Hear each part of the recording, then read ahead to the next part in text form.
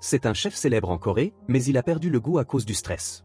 Pour un excellent chef, c'est sans aucun doute un coup dur. Non seulement il est rejeté par ses collègues chefs, mais il est également la cible d'une avalanche de critiques en ligne. À partir de ce moment, la vie de cet homme part en vrille. Sous la supervision de son thérapeute, quand Jean décide de quitter la ville pour vivre à la campagne. Il prévoit de se libérer du stress en faisant du camping en solo, mais il ignore que cette décision va le mener dans un voyage fantastique. La scène se déplace à Raviesid Village. C'est la première fois que Yan revient ici depuis le décès de son grand père. Et elle contemple la vieille maison remplie de souvenirs. Il prévoit au moins de la nettoyer avant de partir. Soudain, la porte de l'entrepôt à côté de lui s'ouvre lentement en grinçant. Yan se tempe instantanément en état d'alerte maximale. S'il a la malchance de tomber sur un voleur, il n'hésitera pas à le frapper avec la boîte de camping en métal qu'il tient à la main. Soudain, une ombre sombre jaillit. Une fois qu'il la voit clairement, il se rend compte qu'il s'agit simplement d'un chat errant et un nain pousse un soupir de soulagement et continue son chemin à l'intérieur. Mais plus il avance, plus il trouve cela étrange. Pourquoi n'y a-t-il aucune lumière dans cet entrepôt? Soudain, une lumière vive brille devant lui. Y est immédiatement stupéfait par la scène qui se déroule devant lui à l'intérieur de l'ancien entrepôt de son grand-père. Pourquoi les trous noirs cosmiques existent-ils? Soudain, ses pieds glissent et il pousse un cri perçant et impère complètement l'équilibre et tombe en chute libre. Quand il ouvre les yeux, il se retrouve dans un monde étrange. Soudain, il sent quelque chose d'étrange sur sa main. Surpris, il bondit du sol. Heureusement, ce n'est qu'une créature ressemblant à un écureuil. Bien que ses oreilles énormes semblent plutôt inhabituelles, puis l'écureuil bat des oreilles et s'envole et Yan le regarde disparaître progressivement dans les airs. Yan est extrêmement inquiet face à cette scène bizarre. À ce moment-là, un autre bruit retentit derrière lui, le faisant sursauter de peur. Ce n'est qu'un lapin caché dans l'herbe. Mais la seconde après, il se redresse musclé et il bondit même juste devant Yan. Yan est complètement paniqué. À ce stade, après avoir couru toute la journée, Yan est complètement épuisé. Son thérapeute lui avait seulement conseillé de faire du camping pour soulager son stress, mais il a failli mourir pendant ce voyage. Soudain, l'estomac de Yin se met à gargouiller. Il n'a pas d'autre choix que d'ouvrir son sac à dos et de chercher de la nourriture. On n'a rien de temps. Il allume un feu. Il repense à tout ce qui s'est passé aujourd'hui. Dans son sac à dos, il ne trouve que quelques champignons séchés et des assaisonnements. La boîte métallique de camping contenant davantage de provisions a été laissée dans l'entrepôt. Il va devoir se contenter de ce qu'il a. Après tout, il y a toujours de l'espoir. Pour l'instant, la priorité est de se remplir l'estomac. Grâce à l'habileté de YN. Elle parvient à préparer des aliments comestibles grâce à son expérience. Mais le problème, c'est que ce sont des plats préparés par un chef sans goût. Comment peut-il savoir si c'est bon? Le silence l'écrase. La poêle est violemment jetée de côté et injure furieusement dans le vide. À cet instant, il se sent comme un bon à rien. Soudain, il sent un frisson lui parcourir le dos. Quand il se retourne, il découvre des dizaines d'UX qui le fixent, regardant ses regards féroces dans l'herbe. Yan panique immédiatement. Tout ce qu'il a maintenant, c'est un couteau suisse. Soudain, les créatures dans l'herbe ouvrent lentement grand la bouche vers lui. Cela ressemble à la fin du monde. Yan est tellement effrayé qu'il attrape le couteau et l'agite frénétiquement. Mais ce qu'il attendait ne se produit pas. Perplexe, Yan ouvre lentement les yeux. Aucune créature étrange ne surgit de l'herbe devant lui. Au lieu de cela, venant d'une autre direction, on entend le bruit d'une poêle qui tombe par terre. En entendant cela, Yan tourne la tête avec raideur. La nourriture dans sa poêle a été complètement dévorée. Près de lui se tient un petit chien au pelage blanc immaculé et aux yeux bleus qui remue la queue sans discontin continuer. Cette scène laisse Yan stupéfait. D'où vient ce petit chien blanc? Comme il ne comprend pas le langage humain, il ne lui répond naturellement pas. A eu lieu de cela, il continue de se frotter contre lui en bavant, ayant clairement apprécié la nourriture que Yan vient de préparer. Voyant cela, Yan marmonne avec impatience qu'il n'aime pas les chiens. Mais sa main se tend alors pour caresser son pelage presque involontairement. Peut-être parce que le chien est sauvage, sa fourrure semble très rugueuse mais il se dit alors et quelque chose lui semble étrange. Ses dents raies et la forme de ses oreilles ne ressemblent pas à celle d'un chien. On dirait plutôt un petit loup blanc. Au contraire, cette prise de conscience glace instantanément sur place. Il regarde immédiatement autour de lui avec frénésie à la recherche de ses compagnons loups. Il se souvient vaguement que plusieurs pères dieux le fixaient un peu plus tôt. Se pourrait-il qu'il pense qu'il a kidnappé le loup vu et qu'ils veulent le manger? D'innombrables images terrifiantes défilent dans l'esprit de Yin, mais il trouve rapidement une solution. Il suffit de s'allonger sur le sol et de faire le mort. S'il reste ici, son sort est scellé. Soit il finit en part, soit il meurt de faim. Il n'y a pas d'autres options au menu. À ce moment-là, le loup blanc mord les vêtements de Yen et commence à le traîner. Le pire scénario qu'il redoutait est enfin arrivé. La scène change lorsque le loup blanc le traîne jusqu'à l'entrée d'une grotte. Yan remarque quelque chose d'inhabituel et regarde rapidement derrière lui. La lumière provenant de l'entrée de cette grotte ressemble exactement à celle qu'il a vue lorsqu'il est arrivé dans ce monde. S'il ne se trompe pas, c'est le portail qui le ramènera dans son monde d'origine. Mais n'ayant jamais essayé, Yan n'ose pas en être certain. À ce moment-là, le loup blanc à ses côtés remarque également le comportement de Yin et se précipite joyeusement vers une cible. Un cri retentit. Une certaine partie du corps de Yen est violemment touchée. Son corps se relâche et tombe de manière incontrôlable dans la grotte. Seuls ceux qui ont vécu cela savent à quel point c'est atroce. Après ce qui semble être une éternité, Yan ouvre lentement les yeux. Une fois qu'il voit clairement son environnement, il se rend compte qu'il est de retour à côté de l'ancien entrepôt familial. La joie d'être renaître envahit instantanément son cœur. Malheureusement, il n'a pas vu l'occasion de remercier le loup. Même s'ils ne se reverront plus jamais. Il se souviendra toujours de l'expérience d'aujourd'hui, mais il a l'impression qu'un regard le suit. Quand il se retourne, il est complètement stupéfait. Pourquoi le loup est-il là lui aussi? Soja ramène donc le loup blanc chez lui. Il essaie de lui donner un bain. Elle le baptise Marshmallow et tente de communiquer avec lui par écrit. Mais rien ne se passe comme prévu. Bientôt, l'homme et le loup s'endorment tous les deux. Le lendemain matin, les rayons du soleil pénètrent par la fenêtre. Yen se réveille le premier. Il n'avait pas dormi aussi profondément depuis longtemps. C'est peut-être grâce à Marshmallow. Yan prépare immédiatement le petit déjeuner de Marshmallow. Un bol rempli de nourriture pour chien. Mais contre toute attente, Marshmallow y jette un simple coup d'œil avant de se détourner. De toute évidence, ça ne lui convient pas. Lui apporte alors différents types de nourriture pour animaux. Mais sans surprise, aucun ne lui convient. À ce stade, il commence à s'énerver. Après réflexion, il décide de satisfaire d'abord sa faim. Yan prépare rapidement plusieurs plats exquis, même s'il ne sait pas pourquoi il se donne cette peine. Puisqu'il ne peut de toute façon rien goûter. Mais alors qu'il est frustré, une tache blanche balaye toute la nourriture de la table en un éclair. Mais ce qui est étrange, il dévore tous les plats faits maison, le bœuf sauté aux pousses de soja et la soupe au soja. Tout en évitant habilement la salade achetée en magasin et le blanc de poulet surgelé. Le tofu braisé maison est également terminé. En voyant cela, une idée audacieuse surgit soudainement dans l'esprit de Yin. Tout d'abord, il présente à Marshmallow deux plats identiques préparés de la même manière et avec des ingrédients de même qualité, mais en utilisant des assaisonnements différents. Quelle différence cela fera-t-il? L'un utilise une sauce courante achetée en magasin. L'autre utilise une sauce spéciale que l'on trouve dans les concours internationaux avec des différences aussi subtiles. Et elle ne croit pas que le loup puisse les distinguer, même si la sauce achetée en magasin est également délicieuse. Si Marshmallow choisit le plat avec la sauce spéciale, Marshmallow a le potentiel pour devenir un fin gourmet. Cependant, Marshmallow termine rapidement la viande avec la sauce vendue dans le commerce, puis court renifler l'autre portion et mange également cette viande. Il est clair que cette expérience est un échec total. Marshmallow se moque de savoir si la sauce est achetée en magasin ou spéciale, mais heureusement cette fois-ci, ce n'est pas tout à fait vavin. La scène passe à Yen qui peint le mur extérieur du restaurant, mais alors qu'il peint, quelque chose semble clocher. A-t-il acheté de la peinture défectueuse?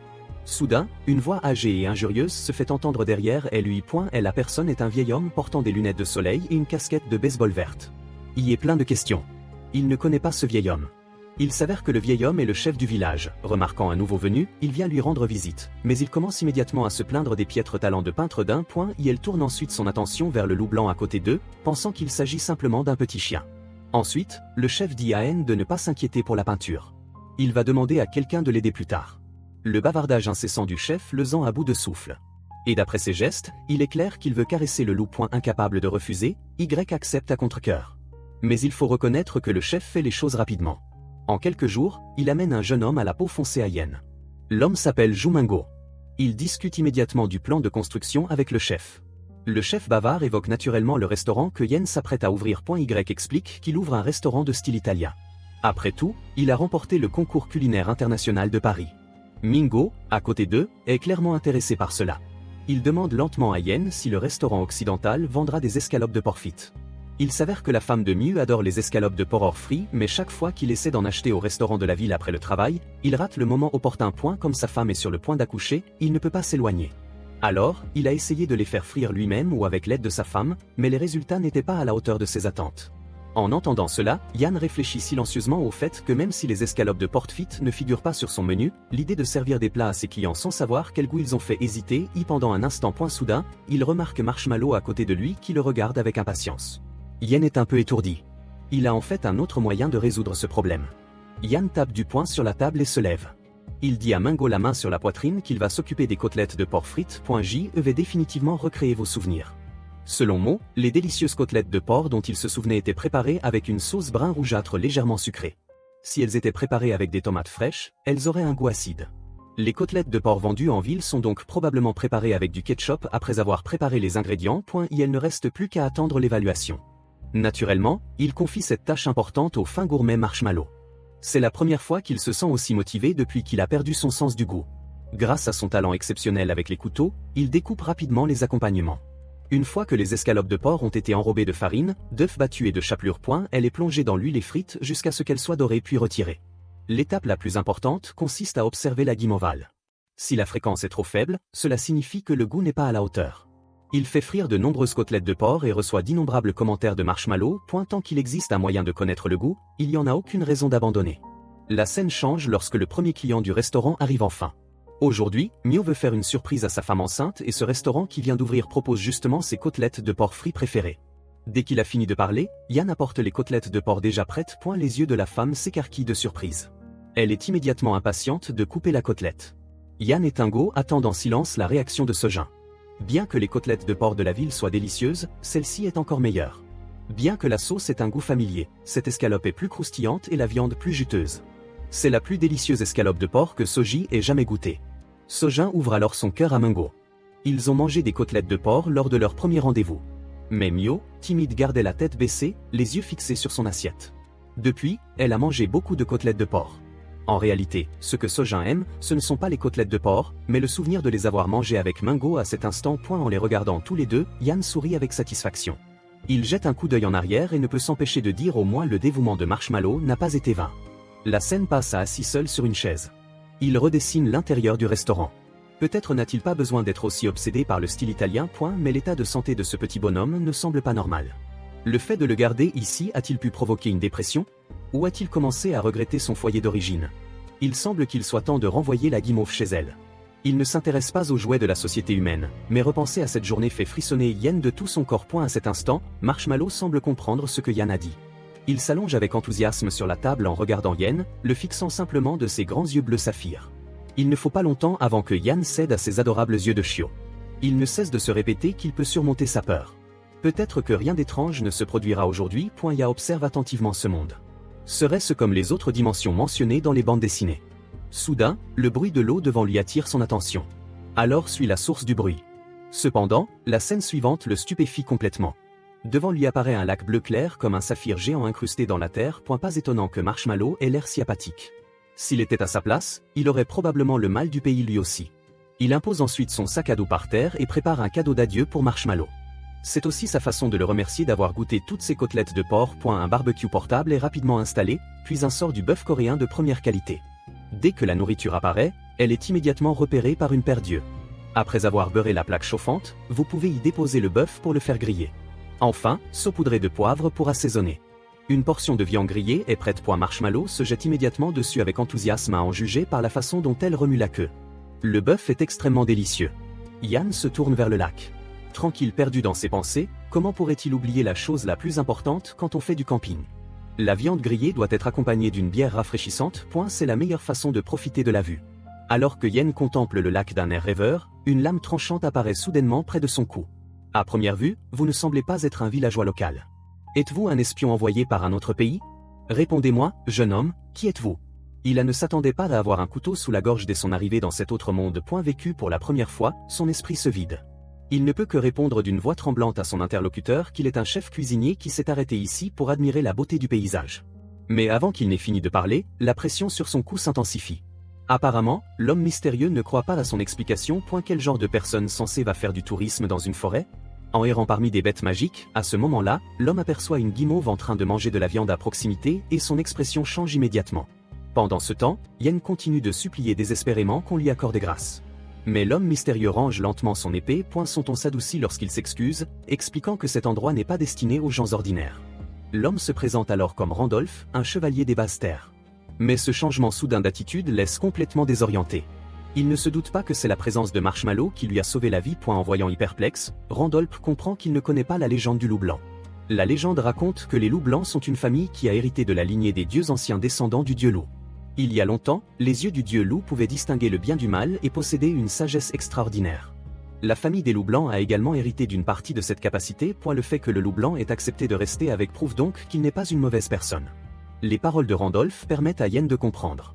C'est donc parce que Marshmallow est un descendant du Dai loup qu'il est capable de dévorer 10 portions à la fois et qu'il est si agile. Bien qu'il ne sache pas ce que pensant, il est certain qu'il se trompe après que Randolph a confirmé à plusieurs reprises que Yan ne fait vraiment que manger ici. Son regard se porte sur la viande grillée à proximité. Voyant cela, Yann l'invite à goûter mais il refuse d'un geste de la main. Cependant, l'arôme persistant de la viande grillée fait immédiatement regretter Randolph. Il dit alors à Yann avec délectation qu'il va juste en goûter un morceau. En observant l'expression de Randolph, Yann ne peut s'empêcher de penser il a déjà vu se regardant. Randolph prend alors la viande et la met dans sa bouche. Une seule bouchée me fait fondre. Cette viande est incroyablement juteuse et fond dans la bouche. Après avoir terminé, Randolph tend naturellement la main vers un deuxième morceau. Son regard perçant remarque ce que Yann tient dans sa main. En apprenant qu'il s'agit d'alcool, les yeux de Randolph s'illuminent. Même votre alcool local a un contenant si unique. Je me demande quel goût il a, mais si vous voulez que je le goûte, ce n'est pas nécessaire. Je demande juste par curiosité. Cependant, Randolph tient fermement la canette, refusant de la lâcher. Il y a un voix clair dans son JU. Elle sort immédiatement une nouvelle canette de bière, l'ouvre et l'attend à Randolph. Randolph prend la bière et commence à la boire à grandes gorgées. Cette bière est incroyable. Son goût est tellement rafraîchissant. En regardant l'expression satisfaite de Randolph, se perd dans ses pensées. Cet homme pourrait-il vraiment venir d'un autre monde pendant un instant? Il ressemble moins à un chevalier mystérieux qu'à un oncle bienveillant du quartier. Après avoir mangé et bu à sa faim, Randolph dit à Yann, si vous avez besoin de quoi que ce soit, venez me voir au village. Dis simplement que tu cherches Randolph, commandant des chevaliers rebentus, et quelqu'un te guidera. En entendant cela, il est stupéfait, commandant de la nuit. Ça semble plutôt impressionnant. Est-ce l'équivalent d'un chef de police sur Terre? Randolph se dit que comme prévu, ce type n'est pas ordinaire puisqu'il n'a aucune réaction en entendant son titre. J'aimerais lui dire de faire attention ici, mais avec le loup blanc dans les parages. Il ne devrait pas avoir de problème. Puis Randolph précipitamment après avoir mangé 5 portions de viande grillée. Il doit encore continuer sa patrouille. Mais un est choqué lorsqu'il apprend que Randolph est en service de patrouille. Les gens de ce monde peuvent-ils travailler après avoir bu? Mais il y a un laisse finalement tomber. Après tout, chaque monde a ses propres règles. Marshmallow qui bondit partout finit par attirer l'attention de quelqu'un. Il décide de lui donner toute la viande grillée restante et en la regardant dévorer la nourriture. Elle sourit faiblement. C'est peut-être la dernière fois que je te nourris, même si le temps passé avec toi était court. J'ai été heureux. Je te souhaite de prendre bien soin de toi. À partir de maintenant, nous ne nous reverrons peut-être plus jamais. À ce moment-là, le soleil brille lentement sur Yann alors qu'il s'apprête à partir. Elle se retourne espérant dire au revoir à Marshmallow une dernière fois. Mais le loup ne lève même pas les yeux, entièrement absorbé par la viande. Toute cette émotion accumulée pour rien, mais à bien y réfléchir. Ils venaient tout juste de se rencontrer. Quel sentiment profond aurait-il pu naître? Lorsqu'il regarde de plus près, il découvre que la guimauve a disparu du B où elle. La tristesse l'envahit. Mais après réflexion, ce n'est pas la faute de la guimauve. Tout ce qu'il peut faire, c'est espérer qu'ils s'en sortiront tous les deux. Cependant, au moment où Yann se retourne, une silhouette blanche est accrochée à son sac à dos. Sentant le poids, Yann se retourne immédiatement et attrape la créature. C'est son sac à dos préféré. Y est rapidement vaincu dans la lutte, au prix de la perte de son sac à dos. Heureusement, il reçoit le réconfort des guimauves. En observant les guimauves, Yann est stupéfait par leur comportement étrange. C'est clairement sa maison. Alors pourquoi s'accroche-t-elle à lui? En entendant cela, la guimauve semble comprendre et répond par un aboiement obéissant. Préfères-tu être avec moi? C'est ce que tu penses? Il sourit. Il a eu tellement de mal à ramener la guimauve ici. On dirait qu'il va devoir venir souvent dans ce monde. La scène change alors que Yann revient sur Terre par le portail. Il ramène cette petite créature nostalgique. Une fois de plus, on dirait qu'il aura davantage d'excuses pour aller camper à l'avenir. De retour au village, Yann trouve une foule rassemblée. Y a-t-il un festival? Se demande-t-il. Mais pourquoi ont-ils choisi de se rassembler près de sa maison? À ce moment-là, le chef aperçoit également Yann qui revient. Le chef lui dit qu'il y a une fête dans le village aujourd'hui. Il n'a-t-il pas reçu le message? En entendant cela, Yann secoue la tête. C'est une nouvelle pour lui. Même s'il l'avait su à l'avance, il aurait préféré ne pas y aller.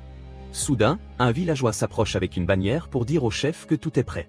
À ce moment-là, Yann veut toujours partir. Il essaie de s'éclipser discrètement, mais le chef l'en empêche et lui dit que c'est le moment idéal pour se joindre à la fête et qu'il s'agit d'une fête de bienvenue pour son arrivée dans le village. En entendant cela, Yann s'arrête net. Ce n'est pas possible. Pourquoi suis-je le dernier à être informé de ma propre fête? Aujourd'hui est un jour heureux pour les villageois. Tout le monde rit et discute pendant le festin, mais il y a une personne qui veut juste rentrer chez elle. Les villageois n'arrêtent pas de prendre à part pour lui parler de tout et de rien. Organise-t-il une fête chaque fois qu'un nouveau venu s'installe? Il trouve cela déconcertant. En entendant cela, Mio et sa femme lui expliquent que même si leur village est petit, les gens sont très unis et que les gentils villageois n'utiliseraient jamais l'accueil de Yann comme excuse pour boire. Le chef intervient pour approuver, affirmant que les bons moments sont meilleurs lorsqu'ils sont partagés. Bien sûr, c'est aussi l'occasion de promouvoir votre restaurant qui va bientôt ouvrir. En entendant les paroles du chef, Yen est profondément ému. S'il n'avait pas vu toutes ces bouteilles vides autour du chef, il l'aurait peut-être cru.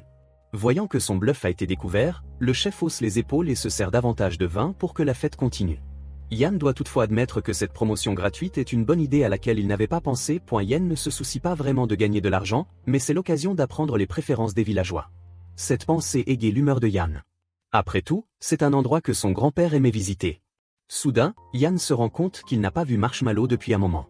Contrairement à l'humeur de Yin, Marshmallow se régale joyeusement du porc du groupe. Pendant ce temps, d'innombrables villageois tentent d'attraper cette petite créature gourmande, mais ils ne parviennent même pas à effleurer un seul poil du loup. Même le célèbre chasseur du village est complètement berné, et ce qui est encore plus frustrant pour les villageois. Le faux filet frais qu'ils apportent n'a même pas le temps d'être posé avant d'être volé. Marshmallow se faufile parmi les invités comme un fantôme, ne s'emparant que des morceaux de viande les plus chers. Voyant cela, Yen détourne la tête, mal à l'aise. Il ne veut pas admettre que le loup l'accompagne. Les scènes touchantes avec Marshmallow de tout à l'heure sont bouleversantes. S'il avait su, il l'aurait laissé dans l'autre monde. Soudain, une silhouette discrète à la fête attire l'attention de Yan. À qui appartient cet enfant s'il a tout seul? N'y a-t-il pas d'autres enfants de son âge ou n'aime-il tout simplement pas la nourriture? Une femme agitant de la nourriture au garçon de manière inattendue. L'instant d'après, le garçon jette violemment la nourriture par terre. Cela met immédiatement il en colère car manquer de respect aux aînés et gaspiller de la nourriture sont deux choses totalement inacceptables. Après avoir renversé la nourriture, le garçon s'enfuit seul. Il s'avère que la femme est la grand-mère du garçon. Elle ne comprend pas pourquoi son petit-fils se comporte ainsi. Et elle fait des caprices depuis son retour de l'école hier. À l'école, Sanu a entendu parler d'un nouveau plat sympa qu'un camarade de classe avait goûté. Il est rentré à la maison en réclamant la même chose, un hamburger que la famille de son camarade avait rapporté de Séoul, mais à en juger par la réaction de Sue. Elle a probablement acheté le mauvais produit. En entendant cela, Yan comprend que le garçon s'en veut un hamburger d'une chaîne de restauration rapide. Un villageois intervient pour dire qu'il pourra en acheter un demain lorsqu'il ira en ville. En entendant cela, le chef grommelle que la ville n'en a pas. Il faudrait aller jusqu'à la grande ville pour trouver un vrai hamburger. Les villageois discutent avec animation, essayant tous de trouver un moyen d'obtenir un hamburger pour le garçon. À ce moment-là, le chef prend la décision finale. Puisqu'ils ne peuvent pas acheter de hamburger, ils vont en faire à eux-mêmes. Mais la grand-mère ne sait même pas ce qu'est un hamburger. Comment pourrait-elle en faire un? Sur ce, le chef se tourne vers Yan et dit « N'avons-nous pas justement un chef cuisinier de Séoussi ?» Dans le village, il y a un manque de s'étouffer avec son saké sous le choc. Oh, quelle générosité de votre part, chef. C'est ainsi que Yen se retrouve volontaire. Voyons cela. Le chef se penche vers lui et baisse la voix. Écoutez, il n'est pas nécessaire que cela ait exactement le même goût que l'original. Ce que Sang veut vraiment, ce n'est pas le hamburger en SOI. Il est jaloux que son camarade de classe ait pu passer du temps avec sa famille sans dont la mère est malade et hospitalisée à Séoul et dont le père travaille à l'étranger pour gagner de l'argent afin de payer les frais médicaux. C'est simplement la façon dont un enfant gère sa tristesse. Donc, s'il peut créer quelque chose d'assez bien, quelque chose qu'il pourra montrer à ses amis à l'école, c'est tout ce dont il a besoin. Comme Suu est le seul enfant vivant dans le village, aidez-le cette fois-ci. En entendant cela, Yan ne répond pas mais se perd dans ses pensées. Le chef n'est donc pas aussi insouciant qu'il en a l'air. Ce sont ces maudites capsules de bouteilles de saké qui ont faussé mon jugement. Bientôt, la nuit tombe progressivement, même si préparer des hamburgers est incroyablement simple pour rien. Qui a étudié aux États-Unis, il n'a jamais mangé dans un fast-food selon ce qu'un camarade de classe lui a dit et ayant perdu son sens du goût, il ne peut pas contrôler la saveur. Il va donc devoir compter à nouveau sur Marshmallow. Peu importe que quelqu'un ait épuisé aujourd'hui toutes les réserves de viande du village, laissant tout le monde avec des radis et du kimchi pour la semaine à venir, le coupable devrait payer le prix. Tu ne crois pas, Marshmallow? Peu importe à quel point Marshmallow se montre mignon envers Yan, elle n'a rien mangé de toute la journée. Mais il y a quelque chose que Marshmallow peut aider à goûter. Il s'agit du hamburger expérimental de Yen. Préparé uniquement à partir de photos trouvées sur internet. Contre toute attente, Marshmallow le mange avec appétit. Comme d'habitude. Cela rappelle à Yen sa vie d'étudiant à l'étranger aux États-Unis. À l'époque, il était parti aux États-Unis avec pour seule motivation son amour de la cuisine. Avec le recul, il se rend compte à quel point il était naïf mais malgré tout, il n'est plus aussi passionné qu'à l'époque et il ne peut s'empêcher de se demander à quel point son jeune moi serait déçu. Cette pensée fait secouer la tête à Ya. Il avait laissé son esprit vagabonder trop loin. À présent, la priorité est de préparer le hamburger le plus délicieux possible. Min n'a pas l'intention de se contenter d'un résultat juste correct. Depuis le moment où il est tombé amoureux de la cuisine jusqu'à aujourd'hui, il ne s'est jamais contenté d'un résultat assez bon lorsqu'il cuisine en un clin d'œil. C'est le lendemain matin et la cuisine du restaurant s'anime. Après une nuit d'efforts acharnés, il a créé le hamburger le plus satisfaisant qui soit. Le garçon Sang-Ho arrive également tôt au restaurant. Il est accompagné de sa grand-mère, ainsi que de Mingo et de sa femme. Bientôt, la nourriture est servie devant Sang-Ho. Est-ce le hamburger sans? Voulait du bœuf, de la tomate, de la laitue et de la sauce salade parfaitement disposée entre deux tranches de pain? C'est la première fois que Sang-Ho voit un hamburger. Il le prend immédiatement avec enthousiasme et le porte à sa bouche. Sang-Ho ne prend qu'une seule bouchée et c'est comme s'il entrait dans un tout nouveau monde. Est-ce que les gens appellent les saveurs? Sauf que les saveurs explosent comme un feu d'artifice. C'est à des années-lumière de n'importe quel hamburger vendu en magasin. Il dit joyeusement à sa grand-mère que ce hamburger est vraiment délicieux. En entendant cela, la grand-mère dit qu'elle est contente qu'il ait pu manger le hamburger qu'il voulait. Mais en entendant cela, Sang-Ho se fige. Après un long silence, il dit à sa grand-mère qu'il ne voulait pas vraiment un hamburger. Ce qu'il veut, c'est sa mère qui est hospitalisée à Séoul rongée par le remords. Sang-Ho s'excuse auprès de sa grand-mère. Il n'aurait pas dû se mettre en colère contre elle hier. En entendant cela, la grand-mère essuie doucement les larmes qui coulent des yeux de sang. En tant que grand-mère, elle n'avait même pas compris les sentiments de son propre petit-fils, car un enfant aussi jeune séparé de ses parents et vivant avec sa grand-mère. Cela doit être tellement triste. La vieille femme et le jeune garçon s'érènent tendrement. Un simple hamburger a comblé le fossé entre la grand-mère et son petit-fils. C'est cela le véritable sens de la cuisine. Il mentionne en passant qu'il prévoit de visiter Séoul à l'avenir. Si j'y vais Sang-Ho, tu viendras avec moi Sang-Ho. N'en crois pas ses oreilles. Tu es sérieux? Demande-t-il. Yen secoue la tête nonchalamment. Il veut juste essayer ce célèbre restaurant de hamburger à Séoul. Sans éclat de rire à travers ses larmes. Il va enfin avoir l'occasion de voir sa mère à Séoul. Mais regrette rapidement de s'être initié dans la conversation. Il a quitté pour s'installer à Pyeongchang pour une raison. Pourquoi retournerait-il là où il a vécu? Finalement, grand-mère et Sang et le restaurant pleinement satisfaits avant leur départ. Il rappelle une fois de plus à Sang-Ho qu'il n'ira pas assez ou de sitôt. La scène se déplace vers rien. De retour dans la cuisine, il remarque que ses expériences culinaires lui ont laissé beaucoup de restes d'ingrédients. Dans ce cas, pourquoi ne pas emporter ces ingrédients en camping? D'ailleurs, il n'y a jamais passé la nuit. Ce n'est pas vraiment du camping sans monter une tente.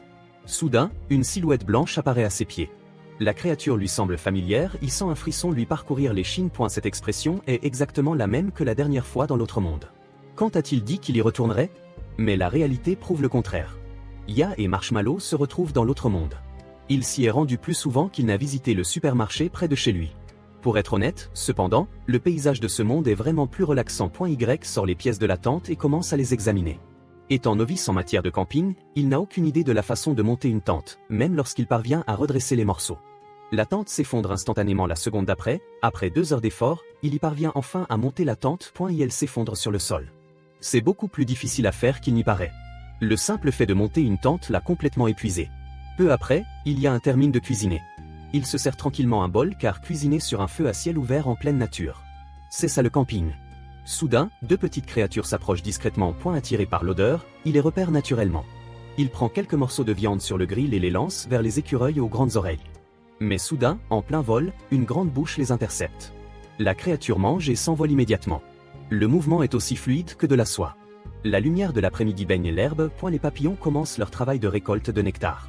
Les écureuils aux grandes oreilles se remplissent le ventre avec la deuxième offrande d'ail. Il craignait que camper seul soit ennuyeux. Mais maintenant, le simple fait d'être assis là seul. Le comble de satisfaction.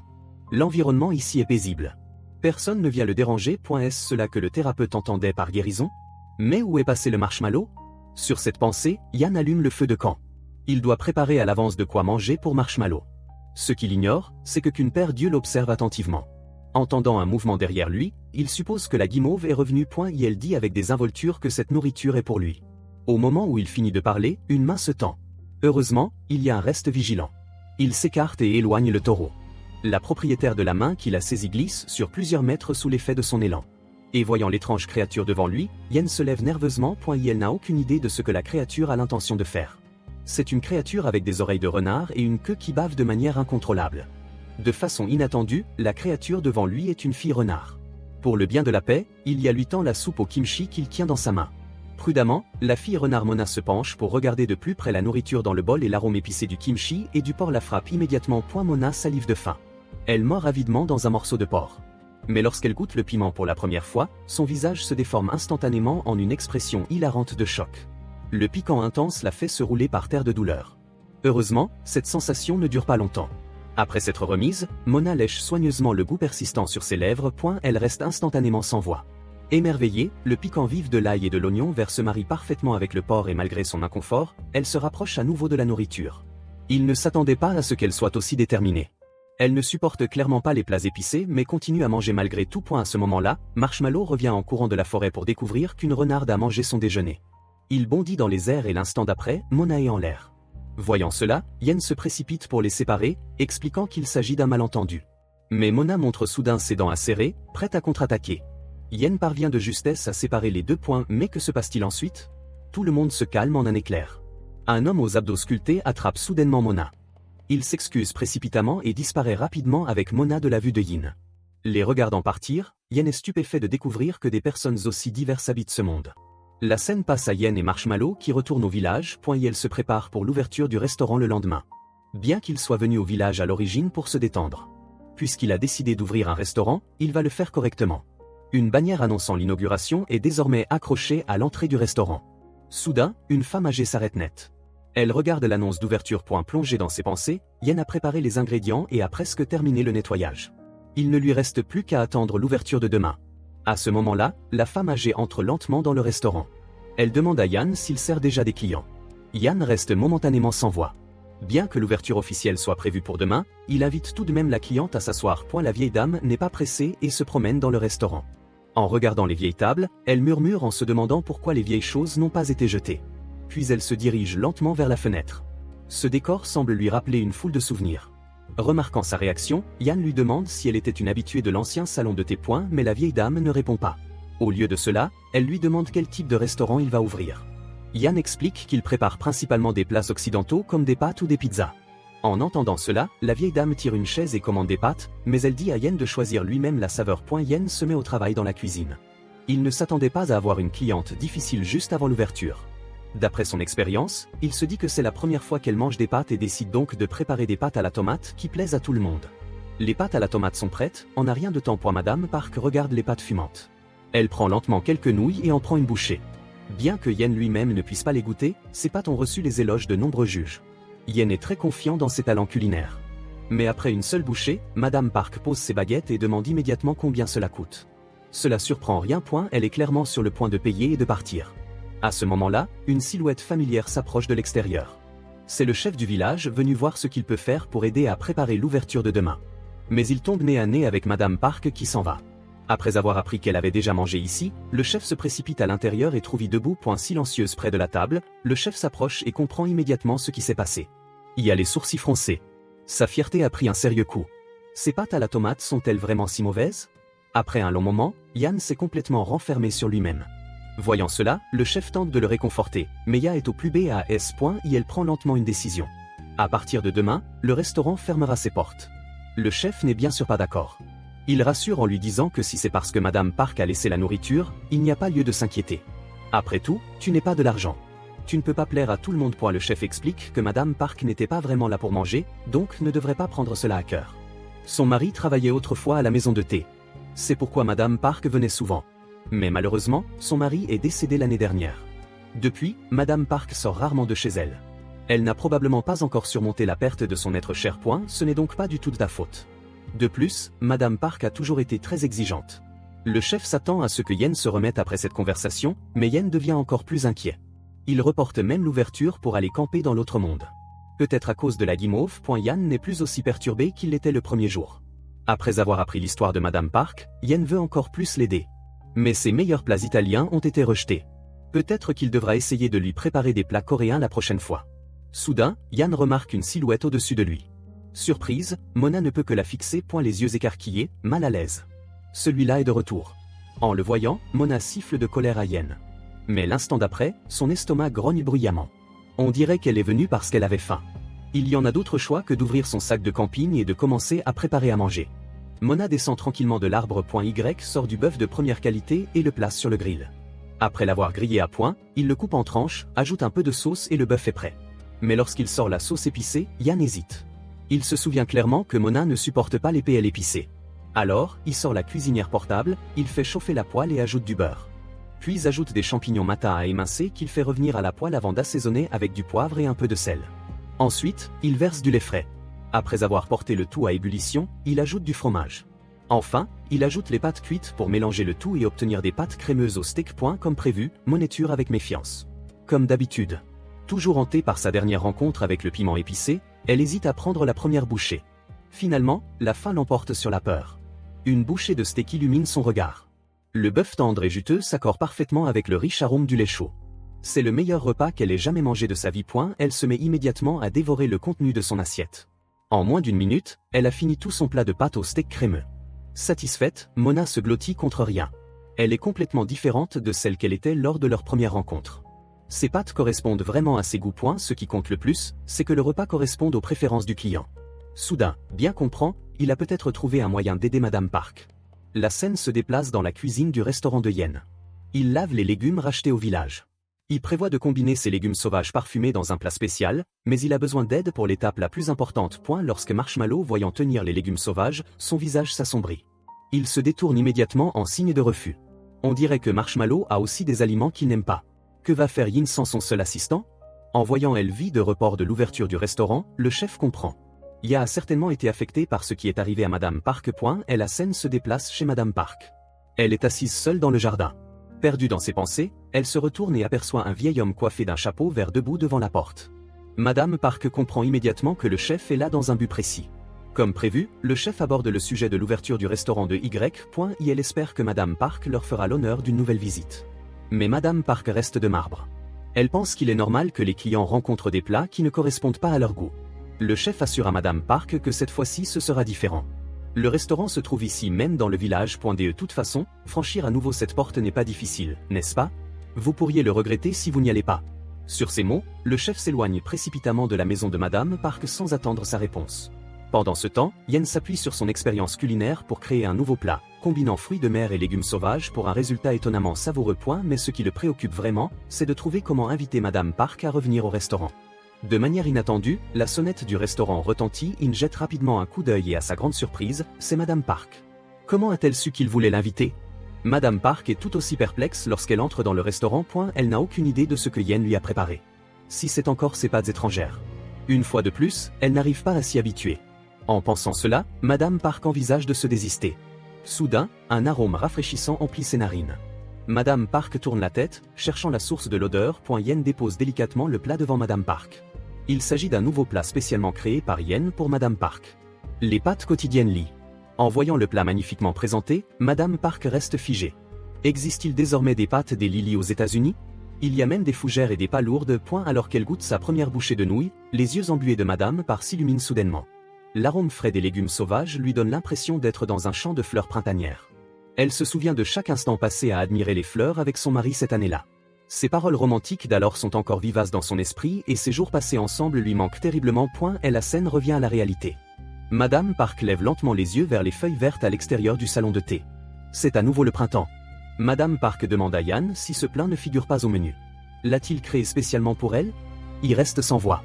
Madame Park lui dit alors qu'il devrait simplement ouvrir avec le menu habituel. Pourquoi compliquer les choses? Il affirme avec conviction qu'il souhaite simplement préparer des plats qui correspondent au goût de ses clients. Mais Yen se rend compte que compter sur Marshmallow pour assaisonner les plats n'est pas une solution à long terme pour quelqu'un qui a perdu le goût. Avant que Yan ait le temps de réfléchir davantage, Madame Park prend habilement les nouilles et les met dans sa bouche en un clin d'œil. Sous le regard étonné de Yin, Madame Park vide son assiette puis demande calmement l'addition à Yen. C'est complètement différent de sa première visite. Lorsqu'elle était partie après une seule bouchée, le changement surprend rien. Et elle agite les mains, insistant pour payer le repas. Mais Madame Park refuse fermement sa gentillesse. Une cuisine aussi bonne mérite d'être payée correctement. Ne dévalorisez pas ce que vous avez créé. Si vous ajoutez ce plat au menu, je viendrai souvent. En entendant cela, Yan sourit soulagé. Il a enfin préparé quelque chose qui satisfait Madame Park. Pour fêter cela, il emmène des marshmallows en camping dans l'autre monde. Soudain, une ombre immense passe au-dessus de leur tête. L'humeur joyeuse de Yen s'évanouit instantanément. Quelques instants plus tard, dans la nuit, Randolph émerge des buissons voisins en marmonnant quelque chose à propos de l'avoir manqué. Soudain, il est ravi d'apercevoir Yan et la neige. C'est le moment idéal pour déjeuner, n'est-ce pas? Randolph salue Yan qui est allongé sur le sol. Apparemment inconscient de sa situation difficile, Yan se relève péniblement et discute avec Randolph. Il apprend que Randolph a pris sa journée et qu'il est parti chasser des guimauves. Ses yeux s'illuminent. Il semble très intéressé par la chasse. Randolph se frappe la cuisse avec enthousiasme. Il s'occupera de tout aujourd'hui et si on allait chasser ensemble? Mais reste silencieux. Son visage affichant clairement son refus. La scène passe à Yen équipé en archer. Il a un regard d'un air mécontent l'arme qu'il tient entre ses mains. Cela n'a rien à voir avec le voyage de guérison qu'il avait imaginé. Mais le chevalier et le loup enthousiaste sont déjà à la recherche d'une proie. Randolph explique que c'est là que les oiseaux sauteurs se rassemblent. Il ressemble à de la barbe à papa se promenant ici et là. Yen s'approche intrigué. Ces créatures ressemblent à celles qui ont attaqué son campement plus tôt, mais Randolph explique que ce qu'il a vu n'était que des oiseaux sauteurs juvéniles et qu'il ne faut pas se laisser tromper par leur apparence mignonne. Une fois qu'il passe in mode attaque, cela devient terrifiant. Cela anéantit toute la sympathie que Yen pouvait leur porter. Des oiseaux avec des abdos en tablettes de chocolat. C'est tout simplement trop bizarre. Contre toute attente, Randolph et Marshmallow se précipitent immédiatement. Les oiseaux sauteurs sont épuisés par leur combat. C'est le moment idéal pour une embuscade. Toujours étourdi, Y est chargé d'apporter son soutien depuis l'arrière, mais avec seulement 2 minutes et demie d'expérience en tir à l'arc. Il en panique. S'il avait pu maîtriser le tir à l'arc en un jour, il aurait rejoint l'équipe nationale au lieu d'apprendre à cuisiner. Mais la situation ne lui laisse pas le temps d'hésiter. Il lutte pour tendre l'arc. Suivant les instructions de Randolph. Lorsque sa main droite lâche la flèche, celle-ci file rapidement vers l'avant. Malheureusement, Yan rate sa cible. Heureusement, Marshmallow esquive le tir accidentel de Yin. Mais ce sentiment de trahison restera probablement gravé à jamais dans l'âme de Marshmallow. Même si Yen ne l'a pas fait exprès, la scène change alors que le soleil se couche lentement dans l'autre monde. Randolph prépare habilement la viande près du feu de camp. Derrière lui, Yen lutte pour retrouver la sensation dans ses bras engourdis. Mais lorsqu'il voit la viande grillée de Randolph, il est choqué. Elle a regardé ne fait que lui rappeler le physique magnifique de l'oiseau bondissant. Et une viande sans assaisonnement peut-elle vraiment être comestible bientôt? Ya remarque que Marshmallow a disparu. Ce type s'est enfui. Ya prend une petite bouchée de viande et écarquille les yeux. Apparemment, les humains peuvent toujours dire si un aliment est mauvais, même sans avoir le sens du goût. Voyant cela, Randolph croit à tort qu'il s'agit d'un émerveillement devant sa cuisine. Excité, Randolph prend davantage de viande crue, prêt à poursuivre sa démonstration culinaire. Cela fait sursauter, mais il ne peut pas utiliser son manque de goût comme excuse. De plus, il n'est pas à l'aise pour cuisiner une viande qu'il ne connaît pas, mais en pensant au gaspillage alimentaire que représenterait le fait de refuser par politesse, Yen abandonne ses hésitations. La présence de Yen change soudainement. Il mentionne qu'il a bien dit qu'il était chef cuisinier. Alors, laissez-moi m'occuper de cuisiner la viande de cet oiseau bondissant cette fois-ci. Tout d'abord, il faut laver la viande coupée pour enlever le sang et la laisser reposer pendant plusieurs heures. Ensuite, préparez un bouillon avec moitié eau, moitié bière. Cela permet d'éliminer efficacement le goût de gibier de la viande de l'oiseau sauteur. Cependant, cette utilisation gaspilleuse de bière déconcerte immédiatement Randolph. Après tout, la bière est un luxe rare dans ce monde. Rapidement, Randolph qui dérange est envoyé installer le support pour la marmite. Il prépare les ingrédients nécessaires, oignons, poivre, sucre et sel. Enfin, tous les ingrédients sont mis dans la marmite pour mijoter pendant 1 heure. Peu de temps après, l'arôme attire le marshmallow fugitif lorsqu'il y ouvre la marmite. L'odeur combinée de la bière et de la viande de tendon s'échappe. Randolph et la guimauve ont du mal à se contenir, mais la cuisson n'est pas terminée. Normalement, la viande serait mise au four. Mais étant donné les ressources limitées dans ce monde, le feu de camp devra faire l'affaire. Les flammes denses créent une fine couche croustillante à la surface de la viande. Et voilà, le plat de tendon d'oiseau sauté est prêt. Randolph regarde avec incrédulité les tranches de viande dans ses mains. Il n'arrive pas à croire que cet arôme riche provienne de la nourriture qu'il tient. Randolph n'a pas dit à Yen que les oiseaux sautillants sont en fait élevés par les chefs les plus célèbres du royaume. Mais la tentation de la nourriture lui fait tout oublier. Randolph lentement un morceau à sa bouche. Il est immédiatement conquis par cette saveur incroyable. La couche extérieure est croustillante comme un cracker, tout en conservant la texture moelleuse naturelle de l'oiseau sauteur. Et le jus de cuisson à la bière se marie parfaitement avec la saveur naturelle de la viande. Mais Randolph sent qu'il manque encore quelque chose. C'est vrai, il lui faut une bière bien fraîche. Alors qu'il avale une grande gorgée de bière, il est envahi par un sentiment de satisfaction sans précédent. Associé à cet oiseau croustillant et juteux, c'est un mariage parfait. Le plat de Yenin est idéal pour accompagner l'alcool. Il pourrait manger cet oiseau bondissant tous les jours sans s'en lasser. En entendant cela, Y penche la tête. Il ne se sent pas accompli plutôt qu'il n'a pas fait mariner la viande assez longtemps. Mais à voir la vitesse à laquelle Marshmallow vide son assiette, il est clairement très satisfait. Randolph se fiche tandis qu'il y a un continu d'analyser ce qu'il considère comme le plat parfait pour créer un plat aussi bon et ne pas être satisfait. Un tel niveau de compétence pourrait faire de lui un grand chef dans la capitale. Alors, qui es-tu vraiment? La scène se déroule tard dans la nuit. Ce n'est qu'après avoir mangé à sa faim que Randolph se rend compte qu'il avait l'intention d'inviter son autre mais qu'il a finalement été invité à son tour mais sans moque tant que les convives sont satisfaits de sa cuisine, c'est la plus grande récompense pour un chef. Randolph demande à Yan s'il peut lui donner la recette, ce que Yan accepte sans hésiter. Il a du mal à y croire car il a de nombreux amis chefs. Il connaît la valeur de cette recette. Puis il répète la même chose. Madame Park a dit, votre cuisine est incroyable. Ne vous sous-estimez pas. Touché sincèrement merci Randolph, cependant Randolph ne peut accepter la recette gratuitement, il décide d'offrir quelque chose de valeur équivalente en échange, laissez-moi vous enseigner l'art du maniement de l'épée, Yen tremble de tout son corps. Il force un sourire, il est chef. À quoi lui sert l'art de manier l'épée? Mais Randolph ignore la gêne de Yen et continue à parler de son glorieux passé pour prouver que son art de l'épée vaut bien la recette. D'innombrables personnes l'ont sollicité pour s'entraîner, mais aucune n'a retenu son attention. Tu n'as donc pas à te sentir gêné. Prépare simplement une bière et quelques amuse-gueules pour chaque cours. Il comprend enfin la situation. Randolph se sent peut-être mal à l'aise de manger gratuitement. C'est pourquoi il a proposé cet arrangement. Y n'y voit aucun inconvénient. Mais Randolph se sentirait clairement mal à l'aise.